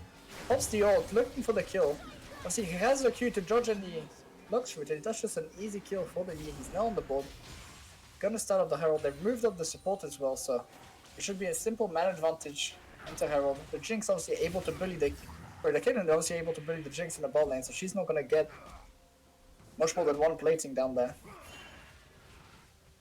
And it's a very strong vice of control by Edinburgh onto the map at the minute. They're gonna pick up a lot of objectives and they're getting the lead in gold that they need to make these team fights a little bit easier to play. Zach flies in, and this top laner, his support's kind of walked away a little too early, so not securing the Herald very cleanly. They're gonna lose a lot of health onto the jungler, but it looks like it's mostly a bait because the cavalry's arrived and they're gonna try to pick up the Zach. Another kill going over to the Swain, so a lot of value there. Solo kill by Vincent, meanwhile in the bot lane. From Thresh does land onto the bomb, he takes it, a bit greedy, I don't think they can find a kill here. Dodges the Lux ult nicely. He can't really enter here because of the tower. And the play is gonna fizzle out, 2-for-0 by Edinburgh. A nice pullback by the Swain, but not gonna manage much unless he flashes forward. Picks up the kill, so much damage on this Swain because he's 8-1. They're gonna drop the Herald as well, so they're gonna pick up the mid tower. It's gonna be 2 towers falling by Edinburgh before the 14-minute mark. No ult on the Lux to finish up the Yi. They're gonna look for the hook and find it. There's still a tower there, guys. You have to be a little careful. There's the Swain here as well. He's gotta find the Lux. Yi ult coming through, gonna try to finish up the Zac. Have to be worried about the flash away. Yi not finding the Q to reset tower aggro, so it's just gonna be a free kill going over. 2-for-1 on the dive. Zac picking up some kills. He's gonna go back for that. Wouldn't fight the Swain. He's so strong. He's pulled the Darius close. It's a kill going over. But he's completely cornered, so the shutdown's gonna go towards the Darius. 900 gold there. Good play from the Zac to bait the mid lane of Edinburgh in. Not what he wanted to see, but they're still taxing plates and CS on the side lane, so it's gonna be not quite gonna be the play going over for Babusche. There's still a 12th play game from Edinburgh. A lot of really strong economy, and again we're seeing from our teams very strong early games. and very good leads being generated. 6,000 gold already at 14 minutes. Now we talked about it, they don't necessarily scale the best, so they're gonna have to prove their advantage, especially with the Swain pick, and keep accelerating in the mid game. Hex Drake coming in second for them is quite good. They're just now praying no Cloud, no Camtech, please, especially no Camtech. We don't want to see Camtech. Cloud would be okay, especially on the EN1. And the Swain as well, very strong with Swain. But they're gonna get the second Drake. And that's a nice early dragon stacking, right? You're gonna be able to get the soul point by 20 minutes and potential soul at 25. So you're gonna be able to force these fights before the Jinx hits her power spikes, which is what you want as an Ember. Switching the bot lane into mid lane, gonna use that pressure of the Caitlyn to push those Ravens. The Ornn obviously feeling really good here, has been able to pick up both XP and CS very comfortably. It's gonna start to work towards the Mythic. And to that level 13 where he can start getting the upgrades come through. Obviously Swain now showing his dominance in the bottom. He says, look, I can 2v1 both of you. Jinx can't kill me. I'm gonna get the root back. Clean's gonna be expanded, but it's just not gonna matter. The Yi also being hit. That's another kill going over. They're gonna push in that wave now. Rome has to get the hell out of there. He doesn't want to suffer a similar fate as his AD carry. Darius is looking to justify his lead early and get some pressure onto the Ornn, but he just doesn't have any damage. Just Strikebreaker not showing any value. The Ornn already on the 1.5 item. This champion's so strong when even. Unless you have one of those tank shredding items like the Bork. But again, like the Darius is getting full stacks, but it kind of doesn't matter. He's half health. Jinx still coming through the back. There's a Zac to help. Oh, Thresh has roomed up in the top lane to help. Darius sitting at about 800 HP. And no kills going over. Gale falls forward by the Caitlyn. Gets the EQ over. Barely misses on the lethal. With that passive proc. Ult gonna come over for Jinx. He'll reply. And no, two plays happening at once on the map and no one falls. Darius probably gonna lose his tower here. Hook lands by the Thresh. Gonna finish off the tower. No, they don't quite finish it off. They have to be a little careful. Yeah, it's the ult coming through. You have to think if you just used the Aftershock prop to save his Thresh there, they would have finished the tower and probably finished the Darius as well, not giving him the five stacks for the reset. Little bit of a misplay from Babus there, maybe a little too hasty with the Thresh hook. Could have waited an extra second or so for that tower to fall. It is gonna fall in the end anyways, so not too much of a loss, but you don't want to give that Darius too much gold. If he does being strong, it's gonna be problematic in a team fight. Obviously, you would like your Swain to be a little stronger than the Darius, ideally. And yes, unfortunately, it is looking like Camtech Soul, which is not what we wanted to see. But it is what it is. Not obviously the most power that I ever would have wanted from that soul, but honestly, they just kinda need to use it to draw this UCL team into fighting them around the dragon. So if they can do that, it's gonna be good. UCL obviously able to just ignore it now. And the Swain moving really far forward, kind of disrespecting the Jinx damage a little bit. Lux also, hey, it's just gonna give her a kill. Little bit over eager there. Not respecting the fact that UCL could respond very quickly to that play and help out the Jinx. Luckily for him, the kill going over to Zac, so not the worst scenario in the world. Jinx not picking up too much gold, but still, you don't want to give over needless gold in this comp that needs to be ahead to function. Meanwhile, Darius still trying to chase down the Soul. That's now only about 1,500 gold from Mythic. Zac looking for a play in the mid lane, but this Caitlyn with the trap and the Thresh behind her, so safe. No angle to be found there. Ornn has roomed in, but he's a little bit too far behind. Gotta find a nice soul, but the Rome shield comes in to block. They commit a little bit on both sides, but in the end it's just gonna be a Lantern out. So it's ult for ult traded. Probably advantage UCL for that one with the Lux ult cooldown being so low. Threshold goes wide. Zac gonna look again, but still no angle, and it's the Yi that's split pushing by himself in the bot lane. I need to tell him it's a little strange from the B team of Edinburgh. Dragon gonna come up in just under a minute, so you should probably be looking around that. This wave's gonna be pushed by this way in the top lane, obviously not matchable by anyone on the team of UCL at the minute, even with a little bit of ML coming in from the Darius. And they're gonna finally engage onto the Lux. Root goes wide from the Lux, E goes in, but now she's He is on top of the rocket just a little wide. Nice ult flash by the Zac to stop the Yi from murdering his mid laner. In response, the Lantern comes through, so the Yi is going to be low, but it's his Chemtech Drake, so you have a lot of plants on the map. The Yi is going to be able to heal up. They're going to get even more poke onto the Lux, so she can't fight. They catch the Braum, so he's also 1 HP. Nice Gale Force forward to pick up the kill there. Yi using the meditate to just heal up a little bit. It's gonna be an objective bounty claimed on the top side, but you have to think it's gonna be traded for soul point by Edinburgh. Unless the Zac can find the steal, despite not up for another 5 seconds, should be up before the Drake does fall. And the Thresh is trying the zone, obviously finds the Zac, hook lands, not gonna take it over. Flail is well committed, so now the Zac can E over. He started the channel. Not gonna be able to lose, so they're gonna pull the Drake out of the pit. So saying, Zac, if you want to come for this one, you're gonna have to sacrifice yourself, and it's gonna be dangerous. You can't see the timing. He goes in, he looks for it, doesn't find it. Threshold gonna come over. It's gonna be the lockdown on the Zac. They're gonna give the kill over probably to the Caitlyn. No, it's the Swin is gonna take it.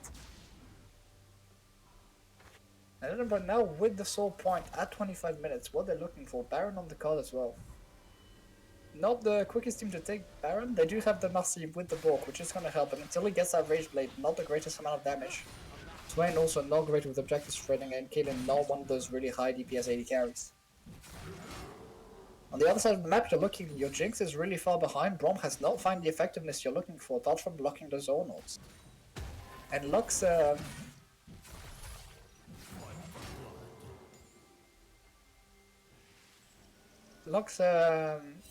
only on 1 item at the minute, not really, and 86 CS really falling behind just on the CS number and the gold. Just gotta find the root, but just gonna force out a flash from the Thresh. And you have to think, where's the damage gonna come in from Edinburgh with the Darius opting towards a more tanky root, so he's only on the 1 bruiser item. You're really looking at that Jinx to get Mythic before you have significant teamfight power. Thresh gonna face check the Darius, not what you're looking for, but he has the Darius, the Sven behind him.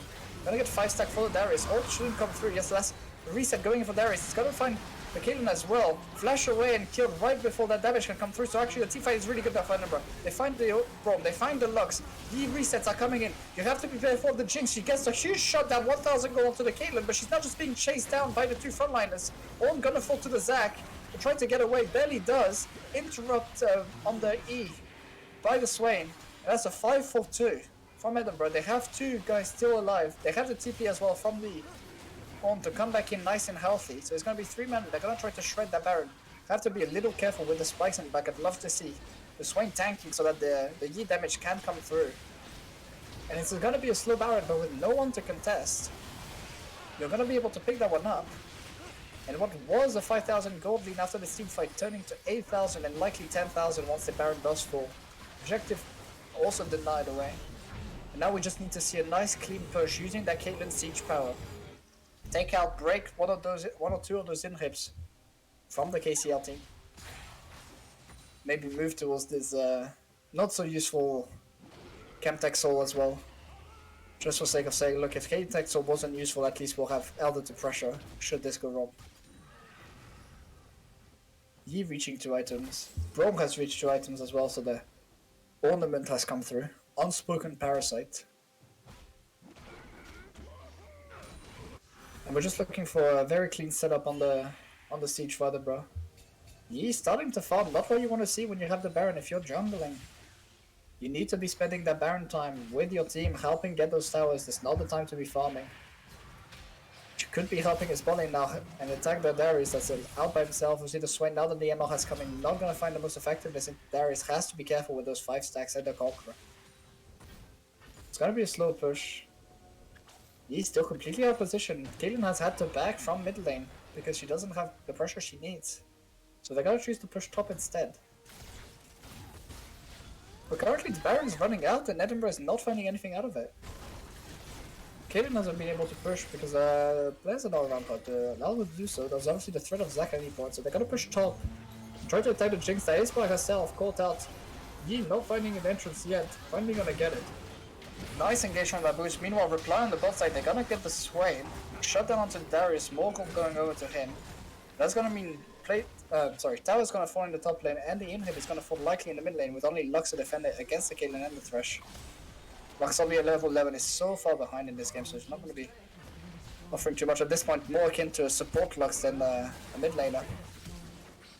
Zach tries to find an engage, but he's by himself. His carry's being pushed out, so he's just gonna get melted by the Lux. By the Caitlyn, sorry. Nice Gale Force to walk away from the Romold and pick up the kill. He completely the wrong way though. Dash back towards the team. Maybe try to pick up the Lux, but he's gonna cost Vincent's life for it. And now that he's gonna be caught out, maybe gonna try to pick up Jinx on the way out, but he's not gonna find it. So it's actually 2 kills going over. 3 counting the Swain, 2 KCL for the 3 kill back Edinburgh. And they do break the pace in multiple spots. But that push is now gonna be thwarted and they're gonna look towards the Elder. Looking to chase down the Ornn, we're probably not going to find it. All with the slows and the dashes, you're just gonna scatter that all out of there. You're actually committing 2 on the top side by KCL, while the dragon is about to spawn. Ornn doesn't have TP, but neither do you, so you're gonna actually be down members. That soul is likely gonna go over for free now. They don't have the jungler for 10 seconds, so they're gonna have to be a little patient and just attack that Zac as he walks into the jungle. But if they find this pick, you have to think it's just gonna be a free soul for them, bro, and then the push becomes very simple from that point on. Baron comes back in 2 minutes as well, and you're gonna have a very strong team fight. Jinx does have the mythic now, but it's 3.5 items on the Caitlyn, it's 3.5 items onto the Swain, so he has so much damage as well. He almost on 3 items as well, with that Rage Blade and that ball can shred anyone. And you're all just as close, and starting to offer the ornaments to the team. So the gold lead from Edinburgh is just absolutely insane, effective 12,000 with the old items. Nice ult, lands onto the E, but he's just gonna mutant damage. Lantern is there as well, Q to escape from the CC. Ult is denied by the pushback from the Ornn, and the Jinx is free firing, but that Swain is just so huge, just drain tanking everything. He's gonna pick up the Jinx by himself, doing the saying, I'll put the whole team on my back. 4 go down for KCL, the soul's gonna go down and they're gonna push for the base.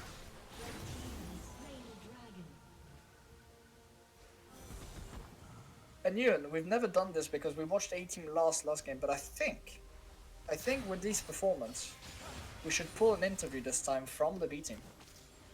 Yep. Who do you have in mind after watching the game? Nice flash forward and the Q from the Thresh. Gotta pick up that kill instead of giving it to the jungler, saying, look, I did a fancy play, this one belongs to me. 22 assists from Morgs. Saying, I can have 1 kill. They have no minions, but they're just gonna use the tanks to tank up the turret. Rome's gonna try to cut it, but he's just gonna die for it. The guys are respawning from KCL, but they're already down 2, and it's all 5 still alive from Edinburgh with the soul. Only 1 tower standing.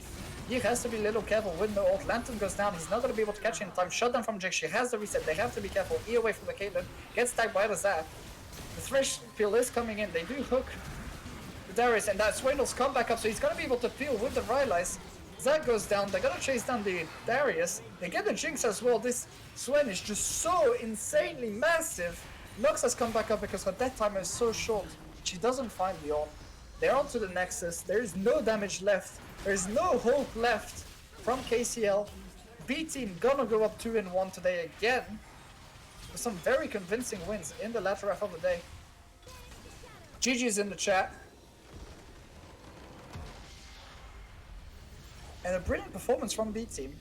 Taking the lead early, giving us a really high intensity game. Very good team fighting. I'm gonna ask the guys who they want to pull over, but I have a sneaky suspicion that Callum on the Swain has deserved an interview.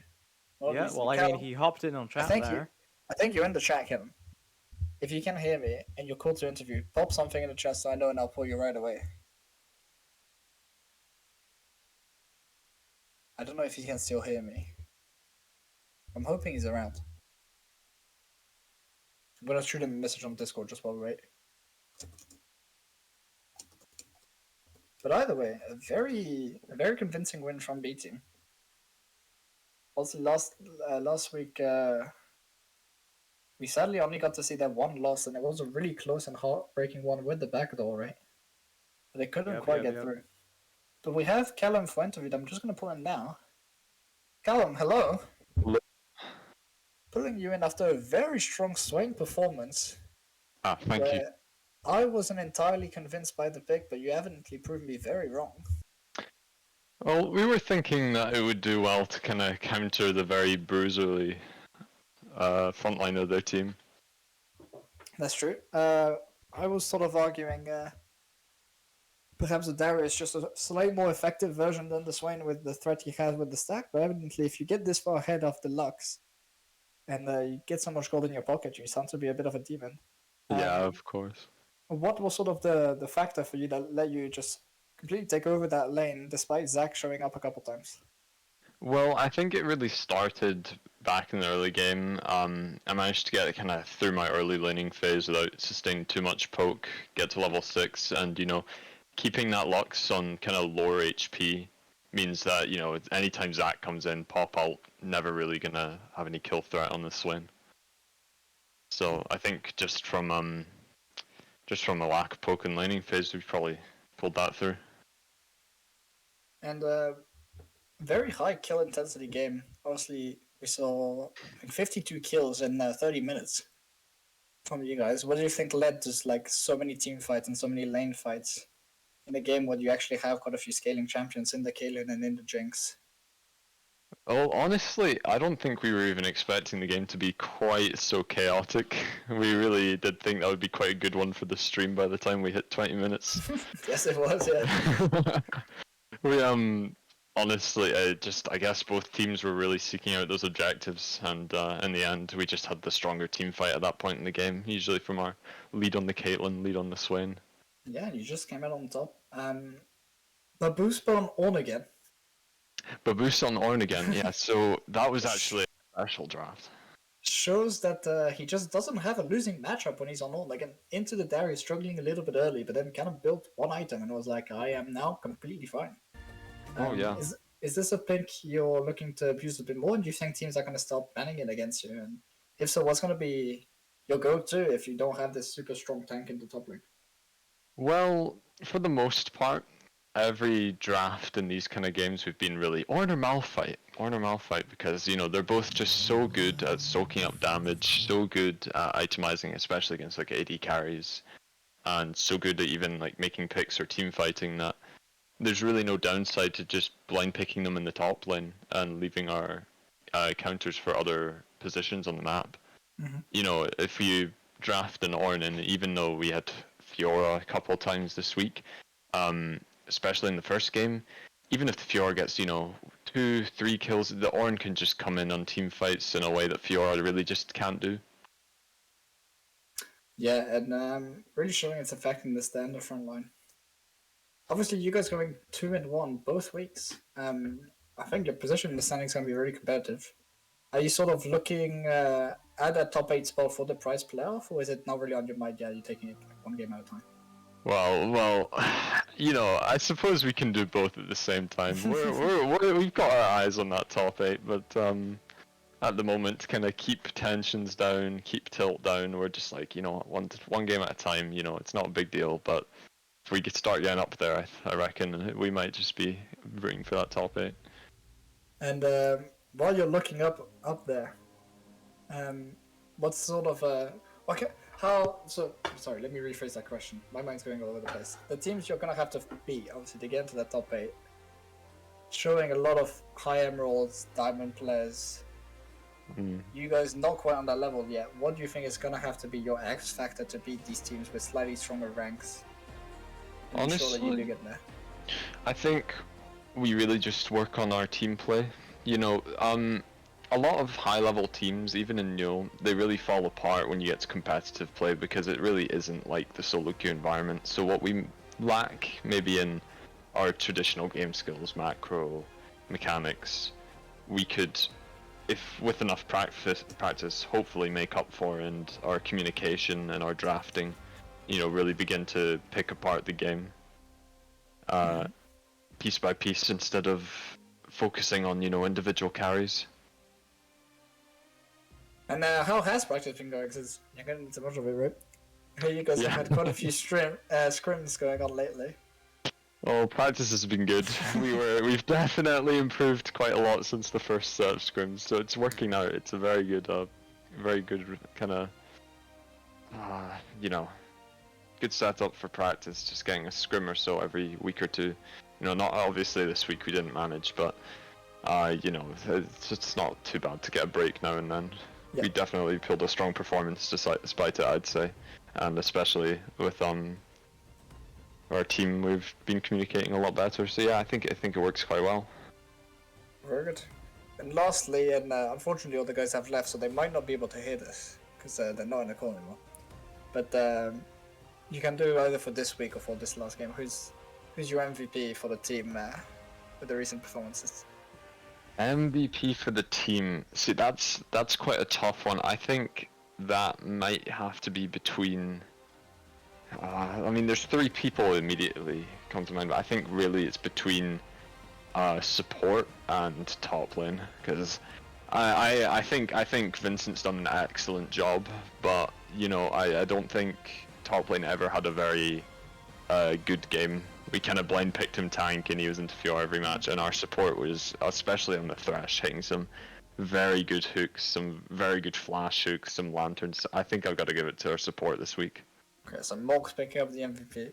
Good performance, I'm really showing even at the lower levels, those hands and those mechanics can really prove to be quite something. Cal, it's been a pleasure to have you. If there's anything you want to say to the chat, or to anyone that might be listening in the vote afterwards. Thanks for watching. Very cool. Make sure to follow. Yeah, we've reached the follower goal already. But yeah, if you do have follows, feel free to follow. Hopefully, guys, we'll have channel points for you set up next stream. Obviously, BFS next Monday. We'll see you then, and then the guys will continue playing NUEL as well next Wednesday. We've got 3 more weeks of best of ones for that. So loads of content going forward. Glad to have had all you guys. Callum, thank you immensely again for the interview. Oh, We'll see pleasure's you all guys mine. in the next one.